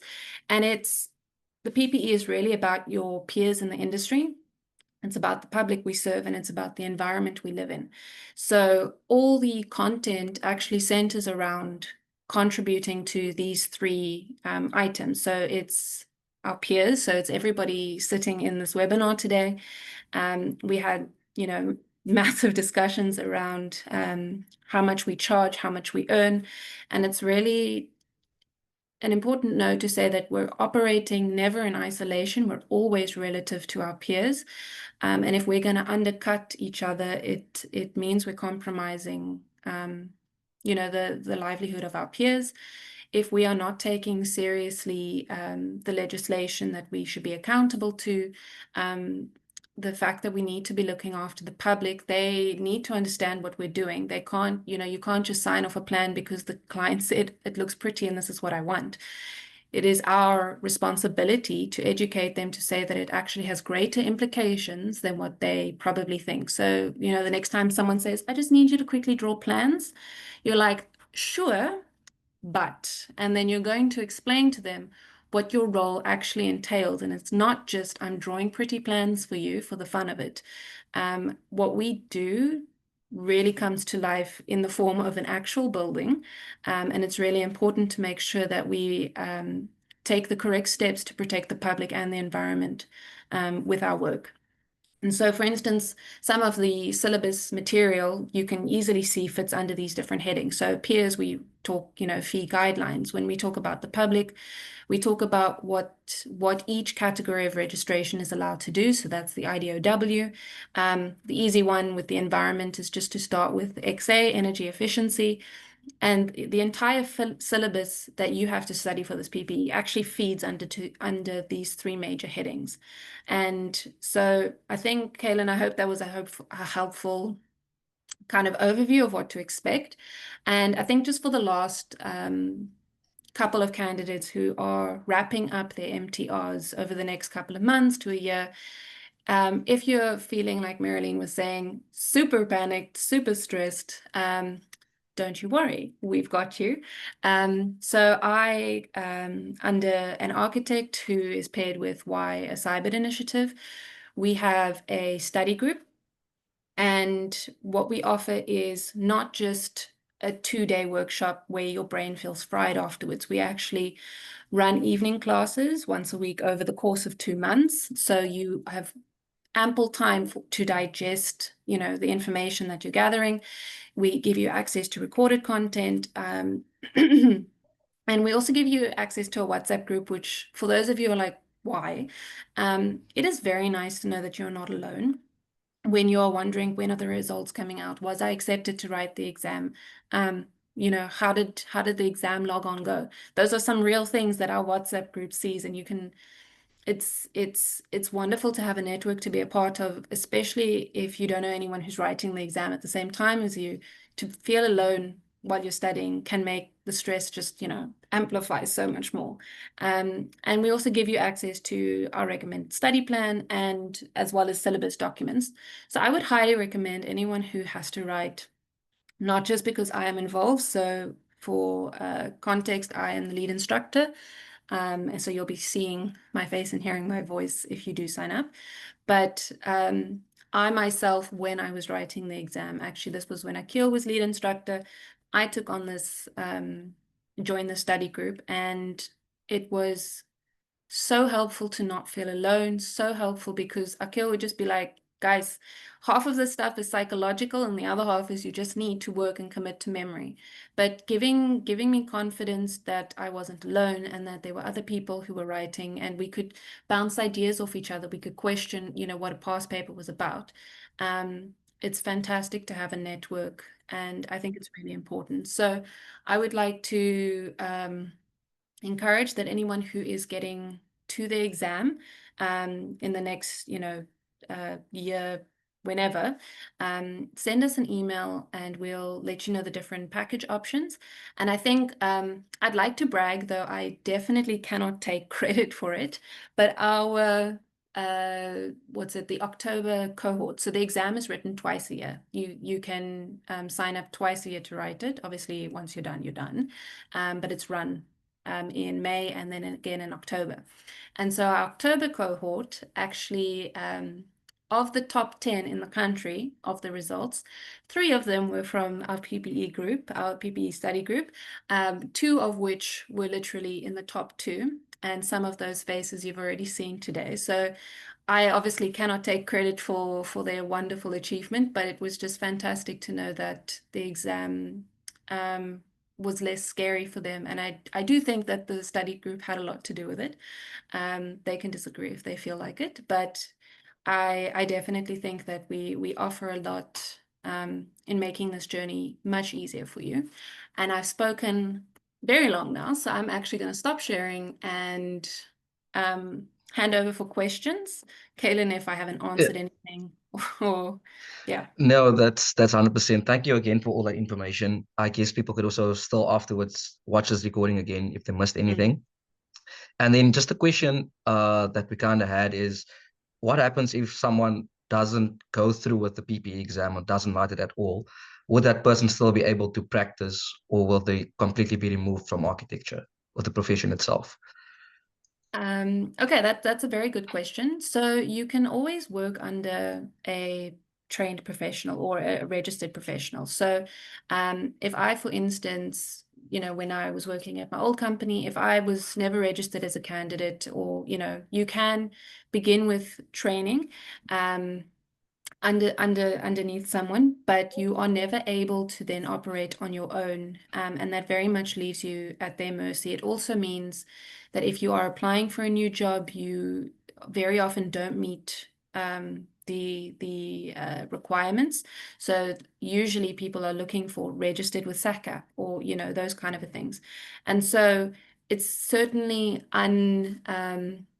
it's definitely not recommended to not write this exam. You are, as soon as you exit university, as soon as you graduate, the recommendation is even to register beforehand as a student with SACAP is recommended, because you cannot operate in this industry without being registered with SACAP. So the exam is a must, and you're very much leaving yourself vulnerable if you aren't. I'm just going to. No, thank you for that. I'm just going to Go ask for it. Munetsi. So Munetsi, would you like to add anything to what Lizelle has mentioned? Munetsi is the official representation from SACAP. Munetsi, would you like to add anything there? And if you're chatting, Mr. Munetsi, you are on mute. Okay, maybe not at the moment, but that's fine. Kaden and Marilyn, sorry, back to you guys. Well, All good. thanks. I just have one question before we hop on to the next pathway. I do thanks, Lizelle, for that, and it brings a lot of clarity. I mean, it's very nice what you said, because one of the things we mentioned about Money Matters is about entrepreneurship, and one avenue is freelance. And if you write the PPE exam, it opens that opportunity for you if you do not have work or is looking for work. There's something to still sustain you in the profession. And what's so great is you talked about empowerment, and that's true, because having gone through the process, I learned about contracts. I learned about how to be protected in the terms of law, you know, so it is empowering to understand these things, especially when you're dealing with contractors. So I think that's very excellent on what you touched on. But I just have one question is like, what if you fail the exam? Like, how many tries do you get? And, you know, I mean, Akil helped a lot with the psychology thing where he said that, you know, it's not the end of the world.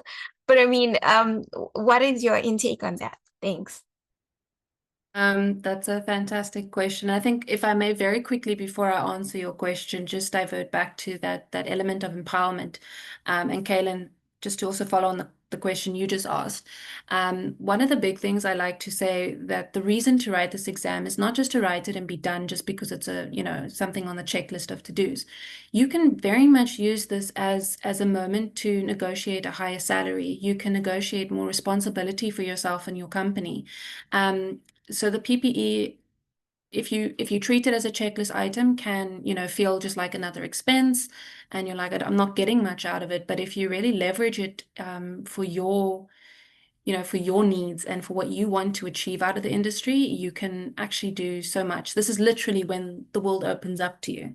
And then in terms of passing and what happens if you fail, I'm not sure I'll be honest, not sure on the exact number of times you're allowed to fail, but I have dealt with candidates who have failed in the past. And I think, Munetsi, if you are able to speak, then that would be very helpful to confirm. But I will say that you are allowed to fail and write again. And what happens, especially with our study group, is that you stay in the group until you pass. So we've had 1 or 2 candidates per cohort that, you know, especially if life happens, genuinely life happens. I myself, when I was writing, I had a family matter that came up, and it's like, you know, where does my focus go? And I'm worried about failing.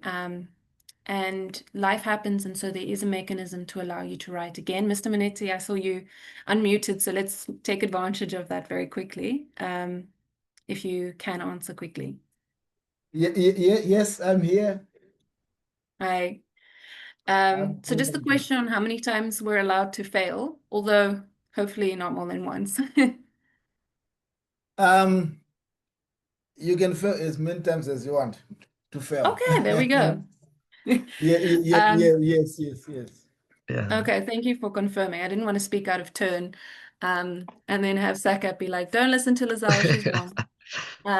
So yeah, but especially in our PPE group, our study group, you know, we enable any candidate who has failed to stay on as long as necessary, and they are able to take on any new content we release. They still have access to all the recordings, so we literally record every session. And yeah, I think it's an excellent program, and I can say that because Akil set it up, not me, so I'm not tooting my own horn. It was very much a fantastic find and a fantastic way to do things, and I think I really just wanted to be a part of it post to take on and continue what Akil set up. Thanks. Thanks, Lizelle. Akil, do we go on to talk about the next pathway, RPL, or you want to bring in our next guest and Yes, just do it this way? yes, I'd like to do that. I'm just checking if he's in. Dean. Akil, how's it? Dean. Hey, Dean, Good, how's it yeah. going? Are you well? Good, and you, thanks. Good, good. Guys, I'd like to bring Dean Ramlal from Koromansky Architects, who's one of our next guest speakers. Dean is currently the principal at Koromansky Architects, and Dean has been running this practice for some time now. The reason why Dean and I had a discussion some time ago, why I thought it would be very interesting to bring Dean's firm in here as a firm of the future.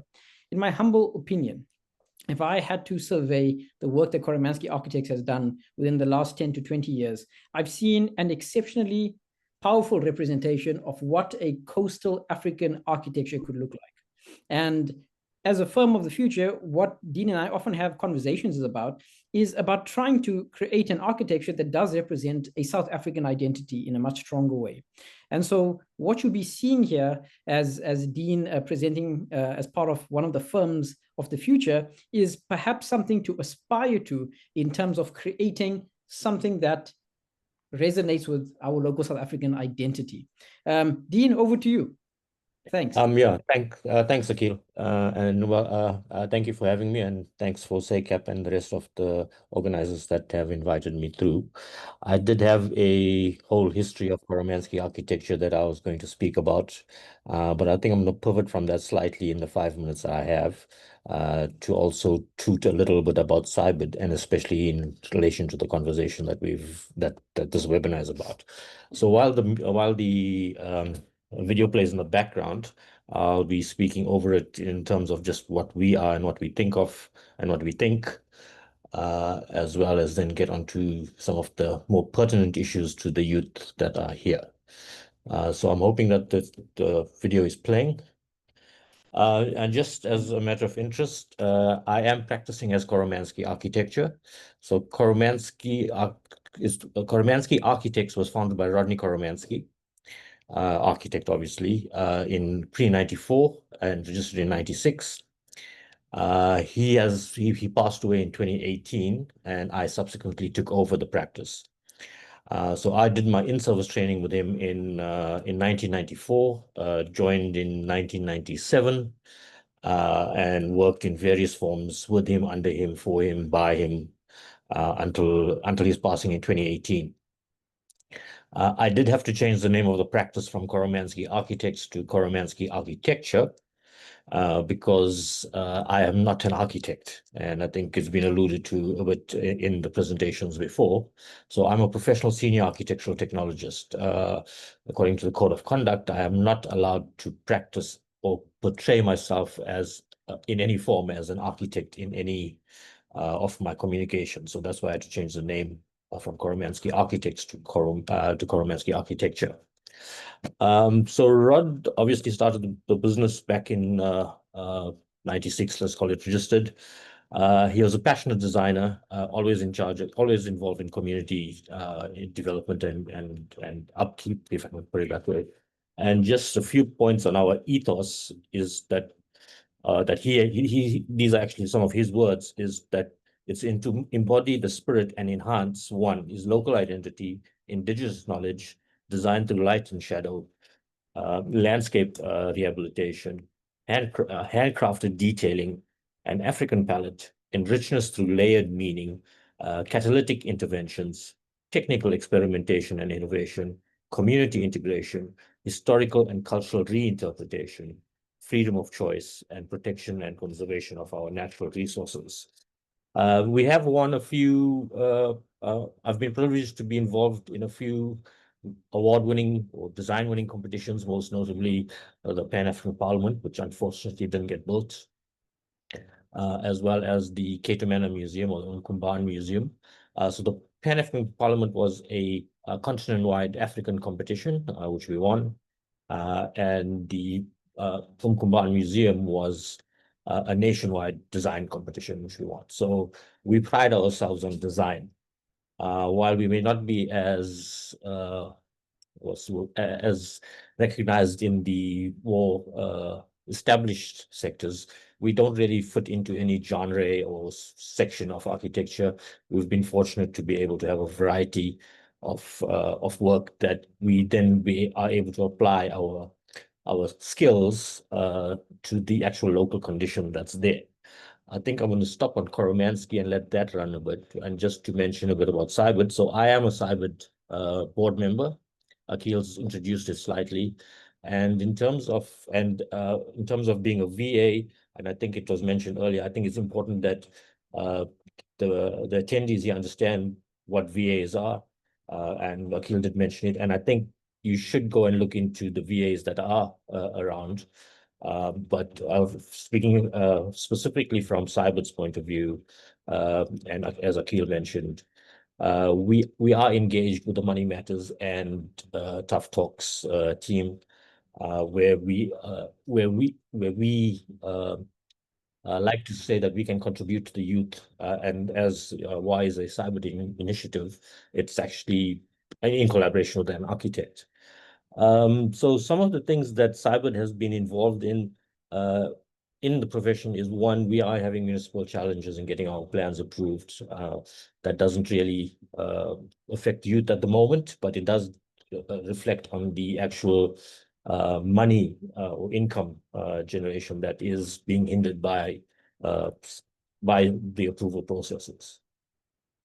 And we're also involved in engaging with CPD in terms of providing courses and providing more relevant content.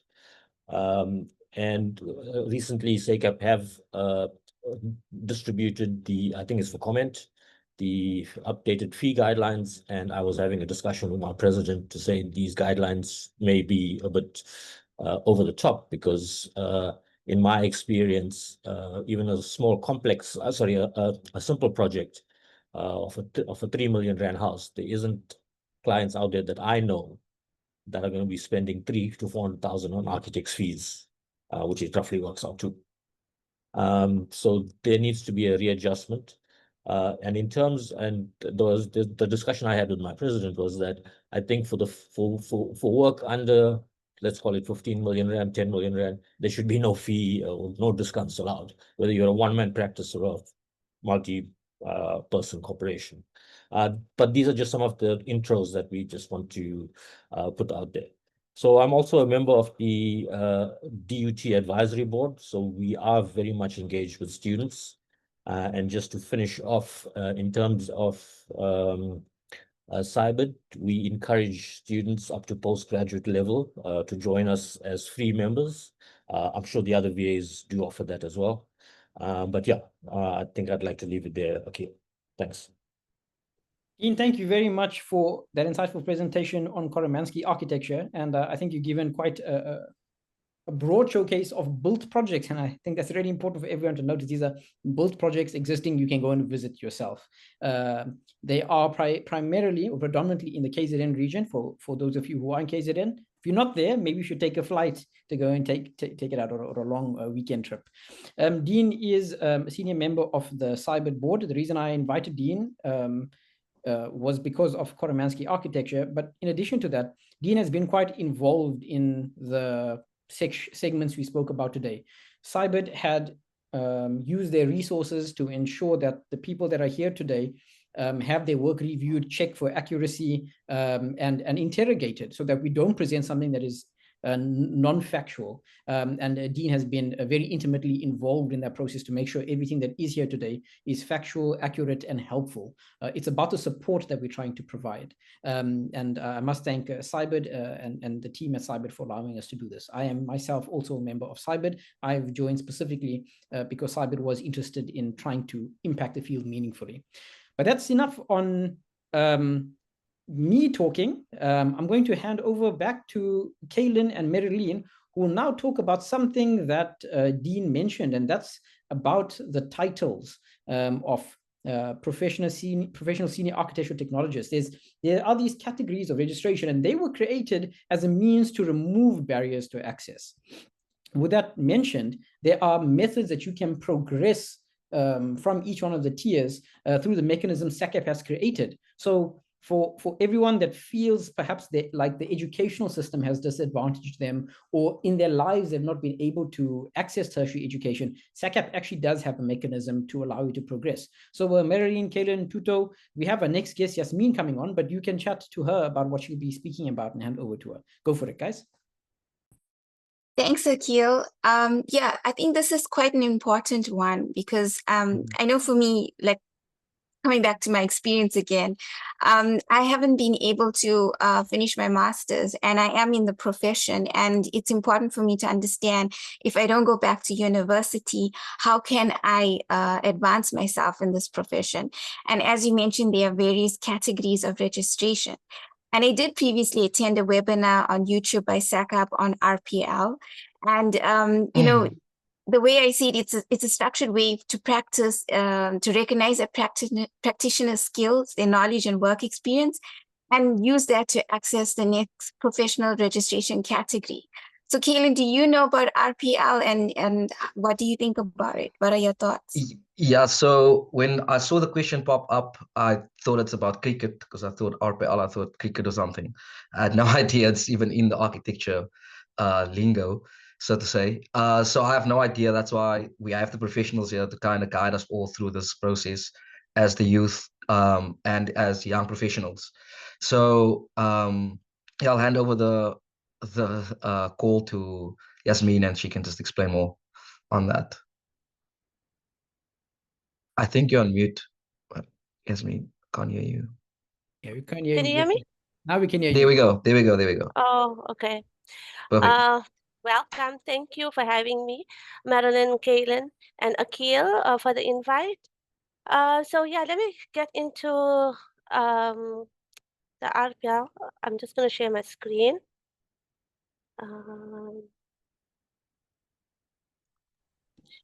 We'll tell you when we can see it, Yasmin. It's almost there. All right. Can you see it? Now we can see it. Beautiful. Yes, we can. Yeah. Okay, 1 minute.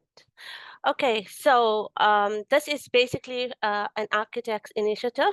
Who here is representing me, who I am. I want to use my wisdom, hope, giving opportunity and outreach to basically everybody, those above me, those below me, those who are not even part of our field. So RPL, what does it mean? Right, so I will be your mentor. My name is Yasmin. I'm a professional senior architectural technologist since 2017, and I'm a SACAP RPL advocate. I bring a year's worth of experience from education, from architecture in the actual field, as well as from students, mentoring, teaching, and actually even going back to being a student myself. So I would just like to unlock new opportunities for candidates, for professionals to actually upgrade themselves. So why RPL matters? So basically, it aligns you with SACAP's transformation of the RPL initiative. It is basically there to even out the old playing field for the historical inequities of apartheid and to promote inclusivity for all people from all backgrounds. So there's a clear pathway advancement. Your RPL enables technologists and draftsmen to actually climb up the ladder and one day reach architect status.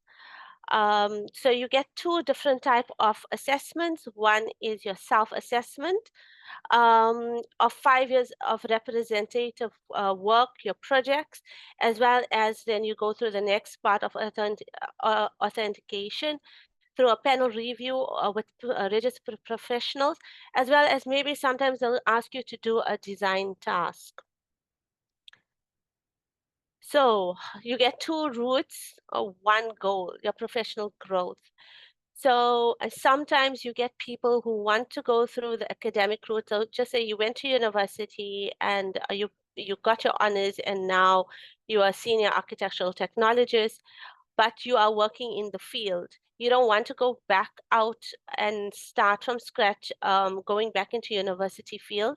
So then you will then join the recognition of prior learning, meaning your RPL experience route. Those people who want to go on the academic route because they want their qualification, meaning your NQF level. So they will then enlist again in an accredited learning institution, and they will then go and carry on, for example, doing their masters. The academic route is kind of costly because you have to now start paying for your fees, as well as if you are a professional working, it's going to be time consuming. You won't be able to do two things at once very easily. Ask me. So you have to then give up one or the other. Something has to give somewhere. Then the other route is a recognition of prior learning, right? So in this way, you are in the field, and this is mainly for people who have already been professionals, okay?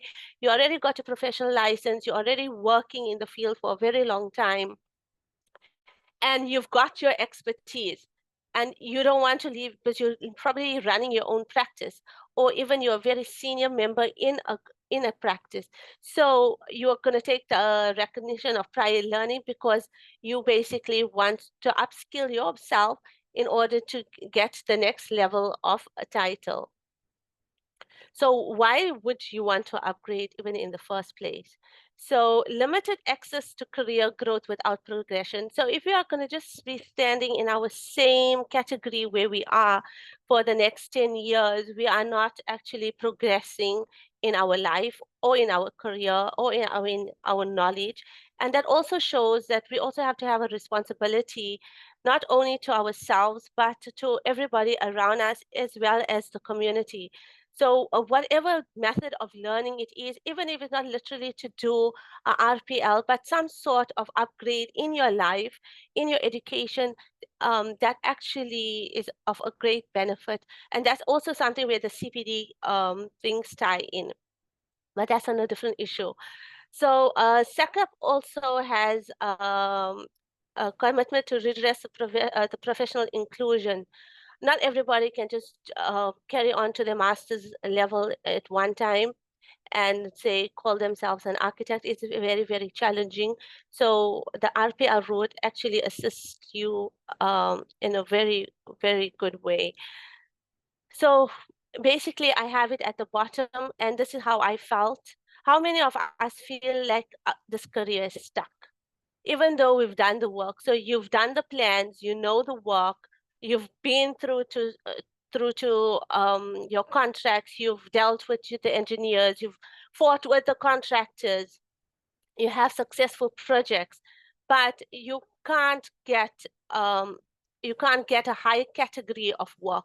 You can't call yourself that architect or that senior architectural technologist if you are just an architectural technologist, or even if you're in draftsman, you can't then call yourself an architectural technologist, although you've done that work. So it's frustrating. You are being overlooked, undercredited, maybe in places also underpaid, just because you need that piece of paper of a qualification. So what is the RPL process? RPL basically acknowledges your real work experience. It allows category upgrade without returning to university. It's objective, competency-based, and nationally recognized. And this is where coming in with wisdom, because RPL ties in with wisdom. You can have knowledge from a university, but how you implement that knowledge excuse me 1 minute.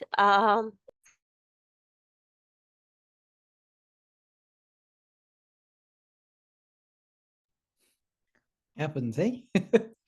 So, I'm so sorry. That is my 2-year-old, and I'm gonna get back to Lizelle of her PPE. Why that's important? Okay, after this, okay, if there's time. Sorry for the break. Okay, so what I was sorry if okay, can you just tell me where my mind slipped off? don't worry, Yasmin, you're just chatting here about how to explain it simply and the reasons why it's necessary. But you're welcome to go on to your next slide, because I think you get the point here. Okay, so basically it's a low risk, high impact. Low risk, why? You don't have to go and invest maybe 60,000 rands, for example, minimum, going back into a university, setting yourself up for maybe 2 years, 3 years worth of study, losing that income that you were getting now going back to study. So RPL route is low risk. It's already based on your own growth, on your own chart, at your own pace, and it's going to give you the high impact. It's going to give you the title that you require. Maybe it's a title because you want to call yourself an architect for whatever reason, or maybe it's going to give you the title because you want to take on that higher categories of work. So that's why it's a low risk, high impact. Also, basically, your earnings will increase. This is just an average. Don't hold me to this.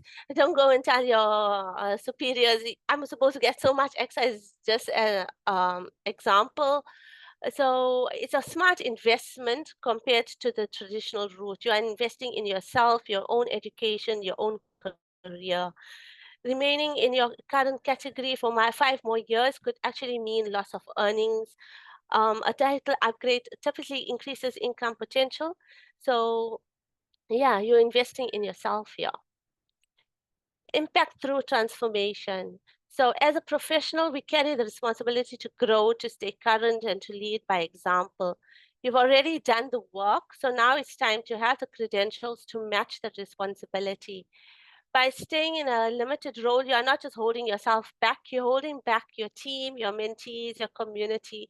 People are watching you. Let's show them what leadership looks like. So like I said, maybe you're not chasing the title. You just want better work. You want more responsibility. Then you should take this route. So my role as your RPL guide, and I got this lady as a tour guide here because another passion of mine on the side is travel. I have to travel. So I see myself as your guide, like a guide. I'm not there to do your work for you. I'm not there to tell you how to do your work. I'm there to guide you so you are on the correct path, so you don't waste time, you don't waste resources, and you can actually get to where you need to be. So I help you with expert workflow navigation, to help you with application and submission of your projects, competency mapping, assessment readiness, to make you feel confident in your readiness when you're going to meet the panel, and post-assessment support, whether you were successful or you need to go back, re-evaluate plan and go back again and make your application again. So if you are ready to connect, you can contact Akil with an architect. You can contact me via my email address, or even through to SACAP. You can contact them and they can put you in touch with me. One more thing. Oh, yes, go for it. Something for what Lizelle was talking about. Your PPE, how important it is. You know, Akil, at the time when I did my PPE, that was back in 2017, I just did it and I thought it was such a bother.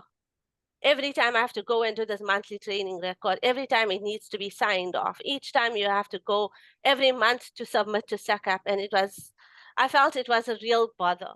But looking back now, it is the best thing that could have happened, because as Lizelle said, I'm not stuck to being under somebody. I today can do my own projects if I want to, freelance if I want to, which I'm currently doing, taking on projects, doing this, that. Right now I'm freelancing, I'm studying while I'm at home here with 2 under 3s. So it's challenging, it's difficult, but you have to push on. Now, if I have my PPE, my qualification, I don't know where I would be. Either I'll be a housewife sitting at home and maybe making biscuits and not getting income, or my children will be in a crash like a lot of people do. I won't be studying, but I will then be forced to do work. Maybe work that not in so-called in the architectural sense, because we all know that the industry is very closed at the moment. Maybe I'll be doing, I don't know, shopper, cashier, or something else. I don't know. So all I can say is I'm very, very grateful that I took that step. I've done my monthly training records. I kept up with it. I wrote my PPA exam.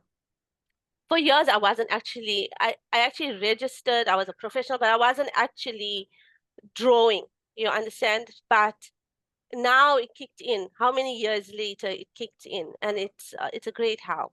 And it also comes with a lot of responsibility. That Spider-Man with lots of what's great power. Great power comes great responsibility. Yasmin, you went off there. You went mute again. Yeah. Oh, so now can you hear me? Yes. Yes. Okay. Yeah. With great power comes great responsibility. So when we write these exams, it's giving us a power, but we also have a responsibility, and we need to keep up with that responsibility. So all those who's contemplating, should I, shouldn't I, and who's lackadaisy about it, let me tell you something, maybe not today or tomorrow, but one day you're going to wish you actually wrote that paper. Even if you tried and failed, the only failure is when you try and fail and you fail to try again. I think that's the only failure you'll get. So if you're scared, write it. If you're not scared, write it. The only outcome is at some stage of your life, you are going to pass, and it's going to be a benefit to you. Okay, that's all I have to say. I'm done talking. No, thank you for that.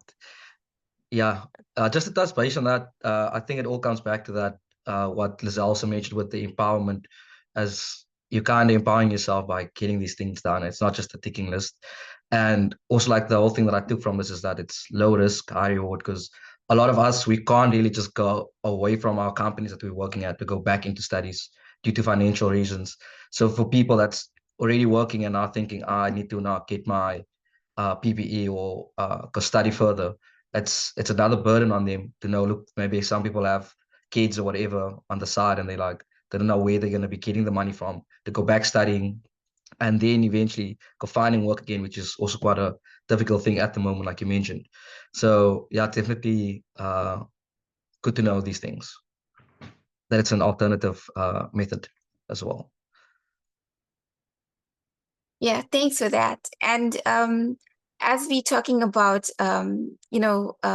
it's in a fast evolving industry, and it's no longer enough for architectural and the built environment professionals to just be great designers, but they also need to be savvy business leaders and tech literate innovators.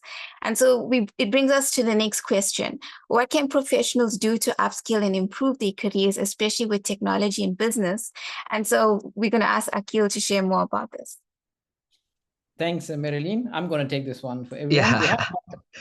We have about 12 minutes left of the session. We will finish about 2:10 today, because we do need to have some close-up formalities that need to occur, but I'll probably be about 5 minutes. So for everyone that's here, if you guys haven't noticed, everyone that's been invited to attend the session here today has been here because they have intended to make a change and make an impact in the field. All of us who are here have done this with goodwill and good intention.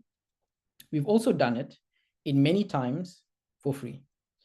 And so if you have a look at all the details that have been shared here, we are sharing details for everyone to contact us to ask for advice. This is not a consultant fee. This is not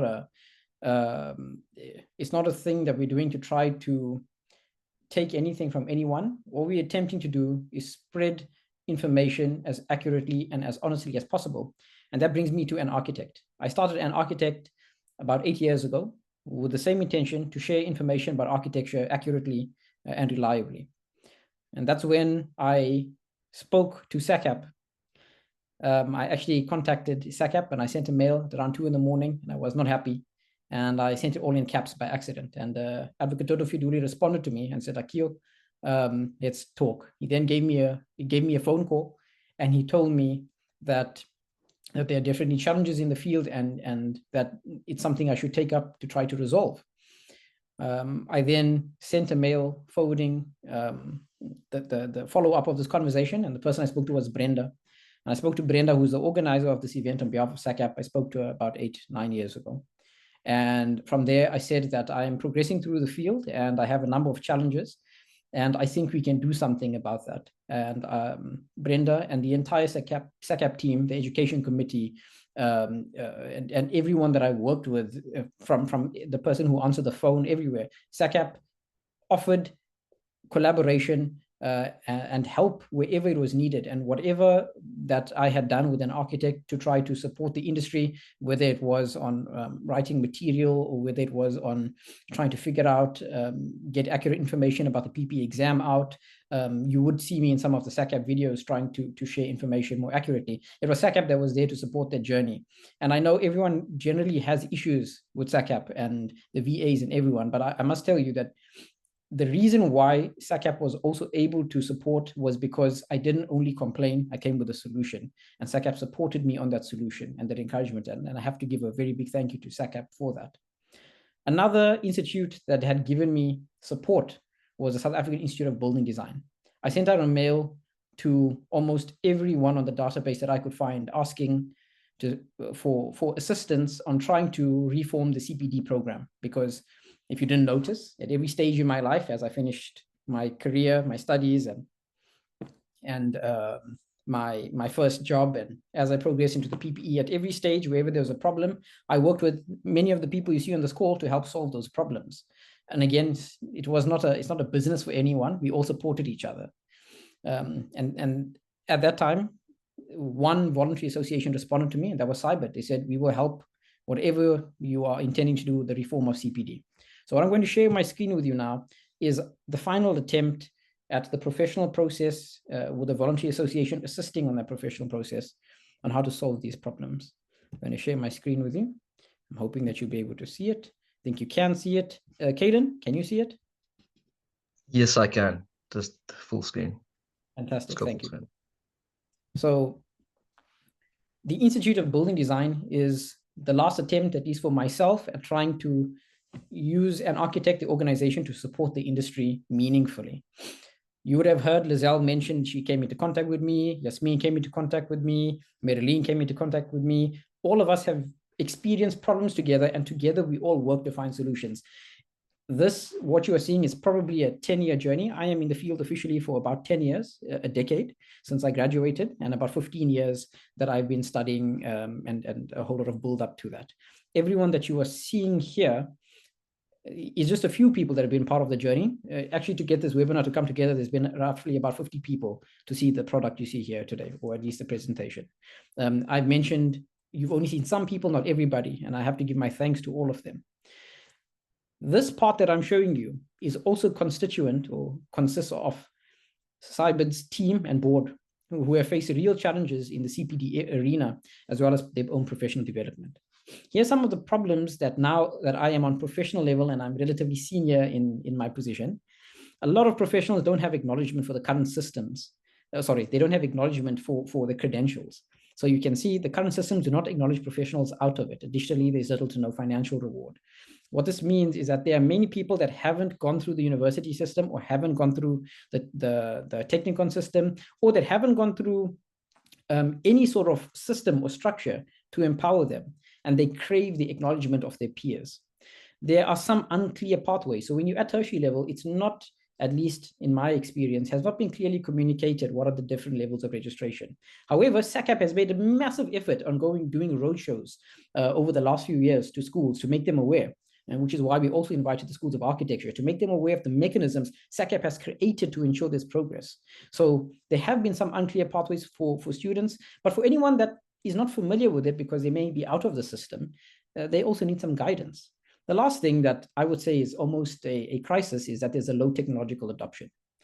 The low tech adoption means that we are technologically backward when compared to other fields. And this means that we are unable to progress in meaningful ways. If you have to look at an economy, there's 3 factors that stimulate an economy. One of them is technological adoption or technology. If we as a field look at our own economy and we do not embrace technology, we will undoubtedly push ourselves a few decades backwards. And so here's some of the solutions to those problems. Peer review. The Institute of Building Design is the CPD program, which I am now going to be running at the South African Institute of Building Design, where we have peer-reviewed work. This is not based on an assignment or an assessment where you can write a report and get ChatGPT to do it for you. You have to actively engage to prove your competence in projects that will be prescribed to you that are based on everyday real working scenarios. In many cases, we'll ask professionals to bring their own problems and they need to find a way with a team of people to solve it. And that will give you the peer validation to ensure that you are recognized with your counterparts. We will provide a structure. So we are going to ensure our programs, our CPD programs can also be RPL aligned and also be MTR aligned. So that means we're going to try to include everything under the category of the Institute of Building Design to help you progress your careers, to help you with what Lizelle had mentioned in the PPE, to help you with what the RPL has mentioned, and then also to get you your CPD points you're looking for. Finally, it's going to definitely be tech-centric. It means it's going to be you solving problems, but through the aid of technology. This is not a compulsory thing, but it's to assist you in ensuring that you are relevant, especially for professionals that are trying to find, what should I do after I finish the PPE exam? What are the streams I need to move towards? And so here's what that solution looks like. This is what the Institute of Building Design will be offering, is peer-validated micro-credentials. So you'll have a board of people that have been in the industry for a long time and for a short time that have expertise on the problems that you have, that you will present a project in which you claim to have solved the problem, explain it to us, and we will validate it amongst ourselves. We'll say, okay, cool, we do think what this person has done on this particular level qualifies him to be, or him or her, qualifies the person to be able to do the work that they are doing. This is by no means a replacement for your qualification. All this is peer recognition. It means that amongst your peers, we agree that you know what you're doing. The next thing is a structured pathway. So do you want to focus on the future of architecture? My specialization is artificial intelligence in architecture, and not using ChatGPT to solve problems or not trying to render. My specialization is machine learning with neural nets. It means I have a fundamentally deep understanding of what artificial intelligence is and how it's applied to architecture. It's these kind of streams we have. The business related problems that Mining Matters mentioned, we will have as part of the stream. The RPL stream, where we will assist you in the gaps in your education. All of these are structured parts that we'll be creating as part of the CPD program. And finally, you can see that you will get, if you join one of the programs, you will have all of your CPD points. This is not about CPD points. It's actually about growth for your career. By default, you get all your CPD points for the year. So there's a little bit more detail on that. You can see the micro-credentials are aligned to SACAP's 10 competencies. We have peer-reviewed assessments by CYBID. We have a structured pathway. So we can see we have courses for the future of architecture, business of architecture, and school of architecture. But more than it, wouldn't call it a course. I'd call it more like a community, so that we can each help each other to progress to the next levels and get our CPD points at the same time. Finally, just to explain how it works. For example, you'll see that there's a one-day standalone workshop. You can see I just recently hosted one called Relooking at History. Or you can do a short course that composes of 2 to 3 of these workshops. Or you can do all of them, which is called a course. And all of these are aligned to something specific. Are you trying to learn about the future of architecture? You might consider this as postgraduate professional studies. The intention here is to serve a goal of upskilling everyone to the place they need to be financially prosperous and technologically savvy. You can see an example of what a poster might look like. You might see it advertised on social media or via the mailing list you're part of. But when you see these, know that they are intended to solve these problems I mentioned in the beginning, to give recognition for those who feel they're not part of the system, all within SACAP's frameworks. There's nothing here that will not be part of SACAP's frameworks. A voluntary association must abide by that. To give you some clarity on your pathway, and when I say clarity on pathway, I mean, okay, I've been a professional senior technologist for 10 years. I want to become a specialist in BIM, or I want to become a specialist in heritage work. Whatever the case is, here's a clear pathway to help you. And then technological adoption. It is a real use case, practical use cases, not just some sort of far removed skill set that you'll be getting on the tech adoption. We will get you to where you need to be. In the end, if you'd like to collaborate with us, you can see I said we're on a mission to achieve AGI, not artificial general intelligence, but architectural general intelligence. The idea of everything you've seen today has been an intention to support you on your journey. That's the idea. Every single thing here you can find for free on the internet. If you had to Google any of the stuff you've seen, you'll find all of these resources for free on the internet. From everything SACAP has done to everything an architect has done to everything Cyber has done. There's nothing that costs you a cent here to see what is it about. There are things that are in place that obviously have a value factor, and there are some fees you might have to pay to access specific materials. But everything you're seeing here today is going to be made publicly available for you to check out so that we can push the field forward in a meaningful manner. I'm going to end on this particular part, and I'm going to ask Pamanda to play the last round of the last round of student portfolios, whilst the Tough Talks team has a reflection on this day, and then we end off. It's really important that we recap on this particular day because there's a lot that has been said. So Tough Talks team, back to you guys to end off on the session. Pamanda, please play those final portfolios through for us. Yeah. Just on that, thank you, Akil. It's always nice listening to you. And Marilyn, yeah, today was a very impactful day in terms of the Money Matters and the RPL and the PPE exam, all those things that were mentioned. And like Akil said, because I see a lot of questions in the chat of all these details will all be shared with everyone afterwards. So just check out Akil. I'm not sure exactly how that will be shared. Good question, Kaden. There's actually, SACAP has a database of everybody who's attended. Everybody will have it emailed to them or mailed to them. Perfect. Yeah, thank you, everybody. I think today was very empowering. It was insightful. It gave us a lot to reflect on, but to know as well going forward in this profession. And I think I would just like to close off by saying, you know, let us carry forward the collective wisdom, courage, and innovation shared in this space. Building the future is more than a theme. It is a call to action. You know, each one of us, whether we student, technologist, architect, you know, we hold the tools to shape a more inclusive, sustainable, and empowered built environment. And it starts with us. So, you know, as mentioned, and that was one of my favorite quotes by Spider-Man, you know, with great power comes great responsibility. So beyond this inspiration lies the responsibility. It is our duty to shape this profession into one that is not only viable, but one where the architect is respected, valued, and supported. So let this be the moment where ideas move into action. As it was mentioned in the very beginning of this webinar, it's not another talk shop. And where collaboration becomes transformation, you know, transformation of the profession, transformation of the architect. And where young professionals can boldly lead the architectural profession into a future imagined and now built together collaboratively. So I just like to end up by saying that. So yeah, thanks. Okay. And thank you for everyone that joined and all the panelists that were here today. Yeah, very informative. Kaden, Marilyn, thank you very much. I'm going to hand over to Dr. Mirembe to close out on the session today. Spamanda, please let the portfolios play. There's some excellent work that's been here. Actually, Dr. Mirembe, what do you think of some of this work that's seen? By the way, Dr. Mirembe, from what I'm seeing, these are only like first-year students or something. So this is some excellent stuff we're seeing here. I like the Sayota reference in this one. Lol, yeah. Yeah, Kaylin, you won't get a promotion by I'm trying my praising best. Yeah. Sayota. That's a career promoting statement. Over to you, Dr. Anyway, yeah, thank you so much, Akil, and to everyone who has participated. First, you've asked me about these portfolios. You know, it's very impressive. You know, as I watched all the portfolios that played this afternoon, you know, it suddenly occurred to me that, you know, sometimes I think one of the presenters also talked about it earlier, you know, sometimes we think about our work and think, no, maybe you know, maybe in Europe, maybe in the US, that's where great designs are. But I mean, look at these portfolios. This is huge. This is real designers with real talent making real impact and with a very promising tomorrow. I don't want to say future because we're already in the future.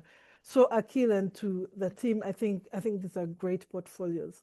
So let me go back to why I was hired for the day. Akil, I was hired for the day. Let me go back to why I was hired for the day. And just to put that there. Oh, someone else is sharing. Oh, no, you can Maybe still. I'll wait for that because I just wanted to share. Yeah, Okay. sure. I think Spamandla, you're welcome to play that till Okay. the end. You- Dr. Mirembe, yourself and myself just have one beef. We I'll need to wait. sort out. I'll One wait. beef. Yeah, we have one beef to sort out. Spamandla, you're welcome to play that. You can play it without the sound. That's fine. But Dr. Mirembe, I was in a session with you the last time where I said AI is not a tool. And then you said AI is a tool. Now we had this back and forth, Dr. Mirembe. Tell me why you think AI is a tool. Tell me why, and I'll provide my arguments. Why do you think so?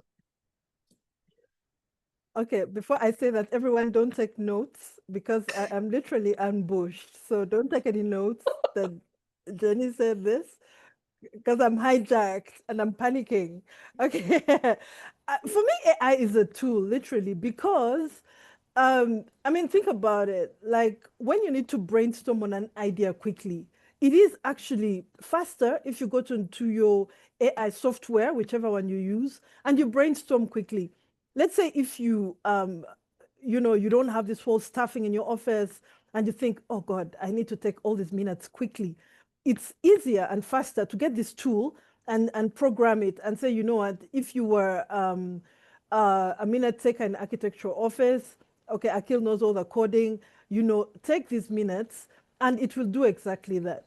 Let's say you've got a client coming in the next few minutes, and let's say the client has asked for a particular piece of work, and you're not even sure how to talk to the client. It is faster to actually go to an AI tool or software and actually code it to guide you on how to pitch yourself to that client, and even almost to give you a guarantee of signing a deal. So for me, that's where AI becomes a tool. I'm also seeing it in my own work. For instance, I work many places, those who've seen me many places. But one of the places I work is I work for the state. And for me, I think without AI, I would not have been able to communicate a lot of things.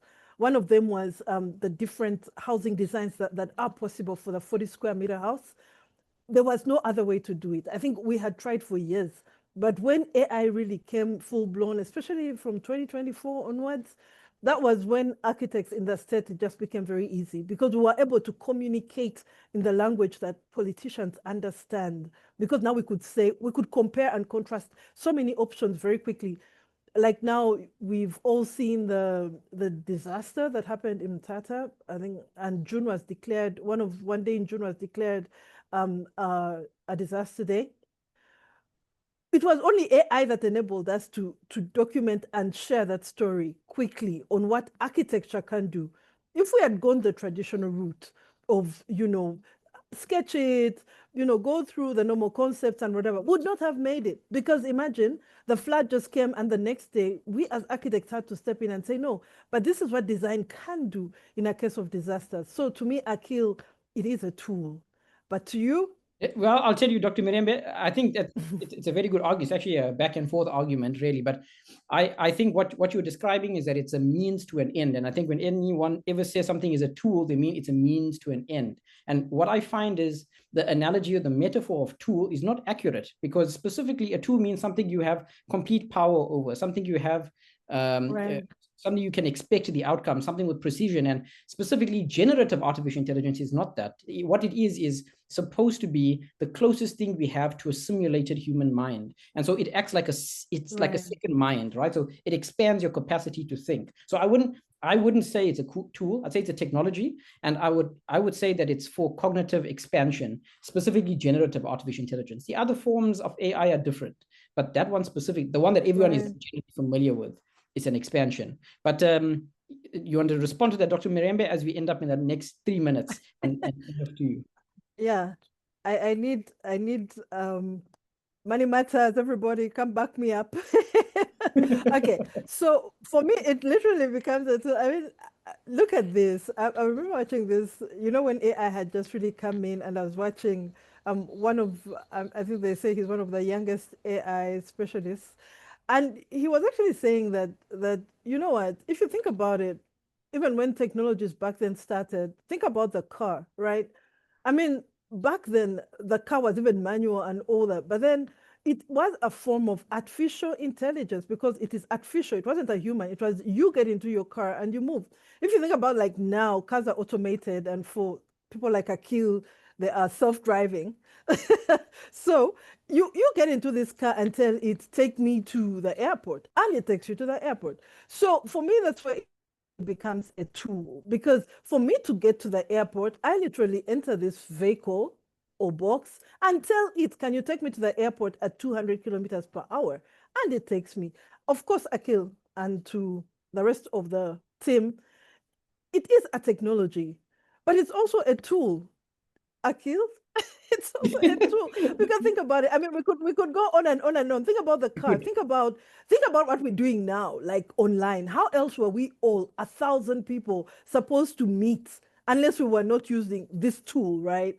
So I'm looking at all of you, and you are all looking at me because we have a tool, which is artificial intelligence, because it's artificial. It's not me looking at all of you. Basically, I'm literally looking into a tiny spot, and I'm hoping that you can see me. So that's why it becomes a tool. But obviously, I need backup. Issa, I need backup, guys. I'll back you up. Don't let me drown on my own. I need backup. Everybody against Akil. Let's get against Akil. I can see Issa is cracking his fingers. He's ready to go for Akil. No, 100%. I agree with you, Dr. Jennifer. I mean, at the end of the day, like you say, it assists. AI assists us to generate ideas and stuff like that, but it doesn't replace the responsibility that's on us, the humans. I mean, with generating the information and using it as a tool, there's still a responsibility on us. So that's why I'm for the argument that it is a tool. It's how we use it. I said the moment it replaces us, AI just replaced him. I was scared that you replaced me. I'm glad that I'm still here. But of course, I mean, think about it, colleague. Yeah, of course, you're right, right? It's let's go back to the simple one we all use, a vehicle. Obviously, the same way you still hold your steering and go, it's the same way with AI. You're still holding the steering and go, but you're not walking. That's why the artificial intelligence of the vehicle is you're showing it where to go, but it's taking you. So it's your responsibility to stir the steering, but it's not your responsibility now to turn the wheel and to move the wiper and to put on the aircon. Dr. Menebe, but we've started another seminar. Yeah, wait, you're talking about automation here. Not, I'm saying AI is for augmentation. But with that English, it's an English issue. English. Guys, just so you guys know, we exhibiting the last few portfolios. Some of them have come to us in different formats, and which is why we have various ways of representing them. You can see some from the University of Free State, but you probably have another seminar asking the students what they think about this topic. I think I'm pretty well informed, so I can comment on it. But I think because AI is accessible to everyone, we all have opinions. Some are right, some are wrong, and some are close to... Akil, I want to jump in just to add some spice here. Marilyn is on my side. Marilyn is on my side. I don't know. I'm still trying to figure out how I feel about AI and architecture. But just to add some spice here, right? So Akil, I know that, there's studies going around that by people using, say, for example, ChatGPT, it's actually making them less creative and less using their brain and thinking capacity. Nonsense. That's absolute nonsense. But go for it. It's saying that it's making the human lazy. And I mean, for me, architecture, right? I come from the old school of the pen and pencil architect, looking at Le Corbusier and all these great architects. For me, I just think it takes away the whole intuition and the design element that you have inside of you. And it's making you less creative. I mean, it gives you a different kind of creativity, but it's not that intuitive guidance of creativity where you have that comes from within as an architect. I don't know. I'm just adding some spice here. Exactly. But let me add some chili to this thing. Akil, wait a minute. Look at this. You see, when you say it's taking away your creativity, you know, I'm now in Joburg. So it's like telling me, it's like me saying that, you know, I walked to Cape Town because flying to Cape like it's Town going to removed make my you, creativity. it's But going to make you how? unfit. It's going to make you unfit because you took a To car. now. fly. Now you must go to the gym. You see Go to the now. gym. I think it's safe to say that the tool is only as good as the handler. Akil, you handle the tool well. Carry on. I still don't think he's a tool, And guys. me? You're not talking about Not a me. tool, guys. Isa, Akil, yeah. you're not winning this one, Akil. I will win, guys. Thank you. We have to do a talk session on this. This is not enough time. This is a conversation that needs to You're right, guys. spoke You're right. about. We have the last few slides. Spamandla, how's our work? Do you think you would hire any of these students to be your architects, Spamandla, for your work? Well, you know, if something looks easy on the eye to me, I think I'm pretty much sold. So yeah, you know, although I'm not technically gifted like our students here, but from what I'm seeing, you know, things are looking steady, things are looking futuristic, things are looking aesthetically pleasing. Yeah, it seems to be ticking all the boxes for me. So hey man, I just need the money and I'll employ some of these to, you know, build a beautiful city named after me. There we go, Spamandla City. I like it. Hey, but guys, just so you know, Spamandla has been on the back here. He's been manning all the portfolios for us. So big shout out to Spamandla, who is actually Spamandla and team that have been curating all the portfolios together to make sure that they are shared today. We hope that all the students that were here today feel proud of the work they've exhibited. We hope that the firms that were here today saw the students' work, approached them on it, and we hope that all the mechanisms for support, from the guest speakers to the initiatives the Voluntary Association is running, we hope all of that supports everyone in their endeavors. Going to hand over back to Dr. Mirembe to close out here. Thank you, Dr. Mirembe. Thanks, everyone. Thank you so much. I must say thank you to the team and to everyone who attended. Akil, when I started, I said I didn't even believe 1,000 people could log in because I'd never seen it, right? But when I checked, I said, wow, you mean 1,000 people can log in? I mean, with GIFA, we always struggle to get to 100. So when you said 1,000, I was like, yeah, right. You really think so? But thank you so much. So let me just share that one thing that okay. That one let's thing. go. Guys, one If it thing you doesn't take. It's coming. Yes, if it doesn't share, then I'm not supposed to share it. You know, sometimes you're not supposed to, There we go. There we go. Okay. There we go. Yes. Let's do that. Okay, where are we? Okay, I won't go back to what I said in the morning, but in the morning when we started, we said so many things, but we said that today, what we're going to do is that we're going to have difficult discussions and we're going to come with a brand new mind and we're going to brace ourselves for, it was like a renewal session for us. But let me allow, just for the discussion, I'll call myself a young architect. So don't put up your hand and say you're not young. It's just for this discussion, right? So today, as young architects, we decided that, you know what, for this session, we're going to really go next level. We're going to just make sure that we have those difficult discussions and that we leave this place better and strengthened. You know, sometimes you might sit in your space and you think you are the only one going through something. And yet when you come here and you find there are 1,000 people talking about the same thing, then you realize, no, man, it's not, I can walk through this. So today we saw financial literacy. That was really nice. By the way, I love that one. We saw the pathways, traditional career paths, and so on. We saw the top youth and the industry, that's young professionals, industry experts, the firms, different teams that came in. We saw emerging talent. I think that was also very well done, Tim. I like the way you used the portfolios to bridge the gaps between presentations and even the end. I think that was very original. I'll encourage my colleagues here in government to copy that style. Okay, so then I mean, we went through the whole emerging talent. That's really great, students. And then Akil, I like the way you ended by the whole call to action. What's going to happen after this? The courses you talked about. I mean, I think Akil and your team, that's next level. Honestly, I as a person, I did not know you were working this so hard behind the scenes. So well done to that. So 2 things to remember. when we started the session in the morning, I said, one of the things that blew me away was some of the things Elon Musk did. But as we went through the session, I actually realized just one thing really stood out. That is the confrontation of harsh truths. And that's one thing that was very consistent throughout the day. And if there's anything you're taking away from this session, apart from being inspired by the panel of your fellow colleagues, fellow young people who were on the call, really speaking boldly, unashamedly, asking this, asking that.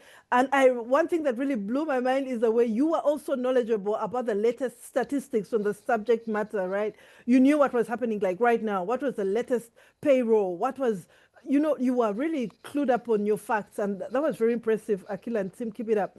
So to those who are on the call, as we go out of here, continue to confront your own harsh truths.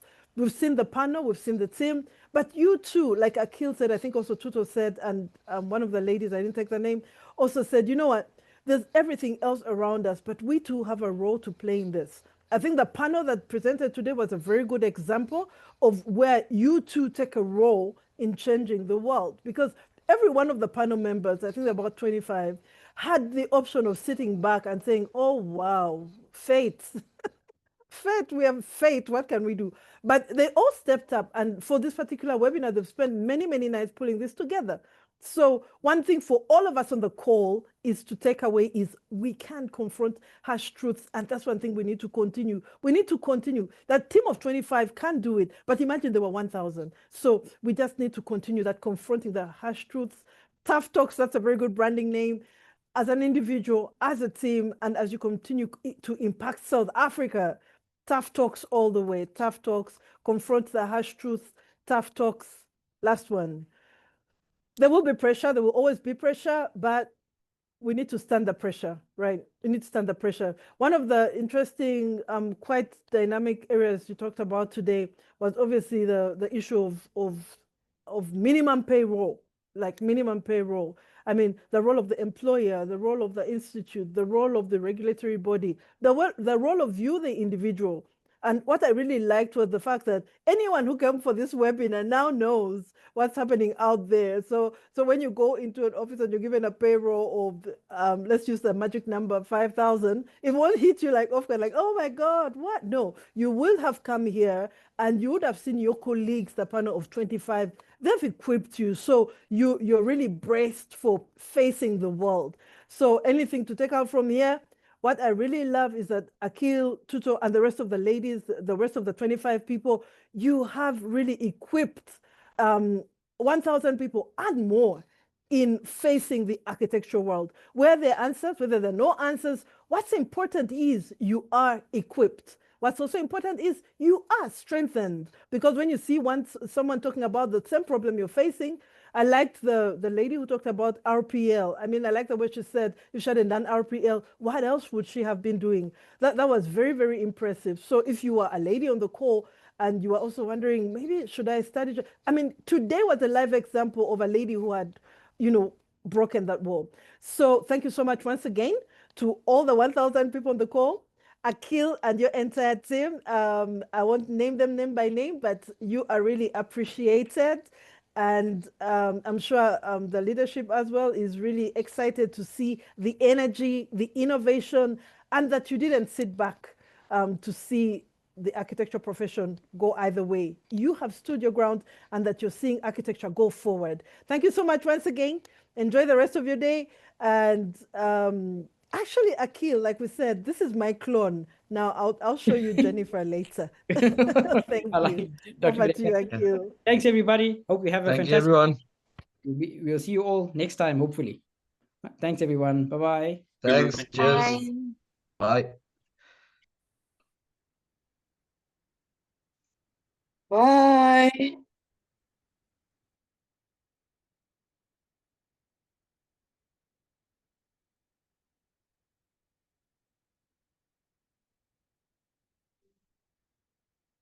Don't forget to give Money Matters a like and a subscribe and a follow on Instagram.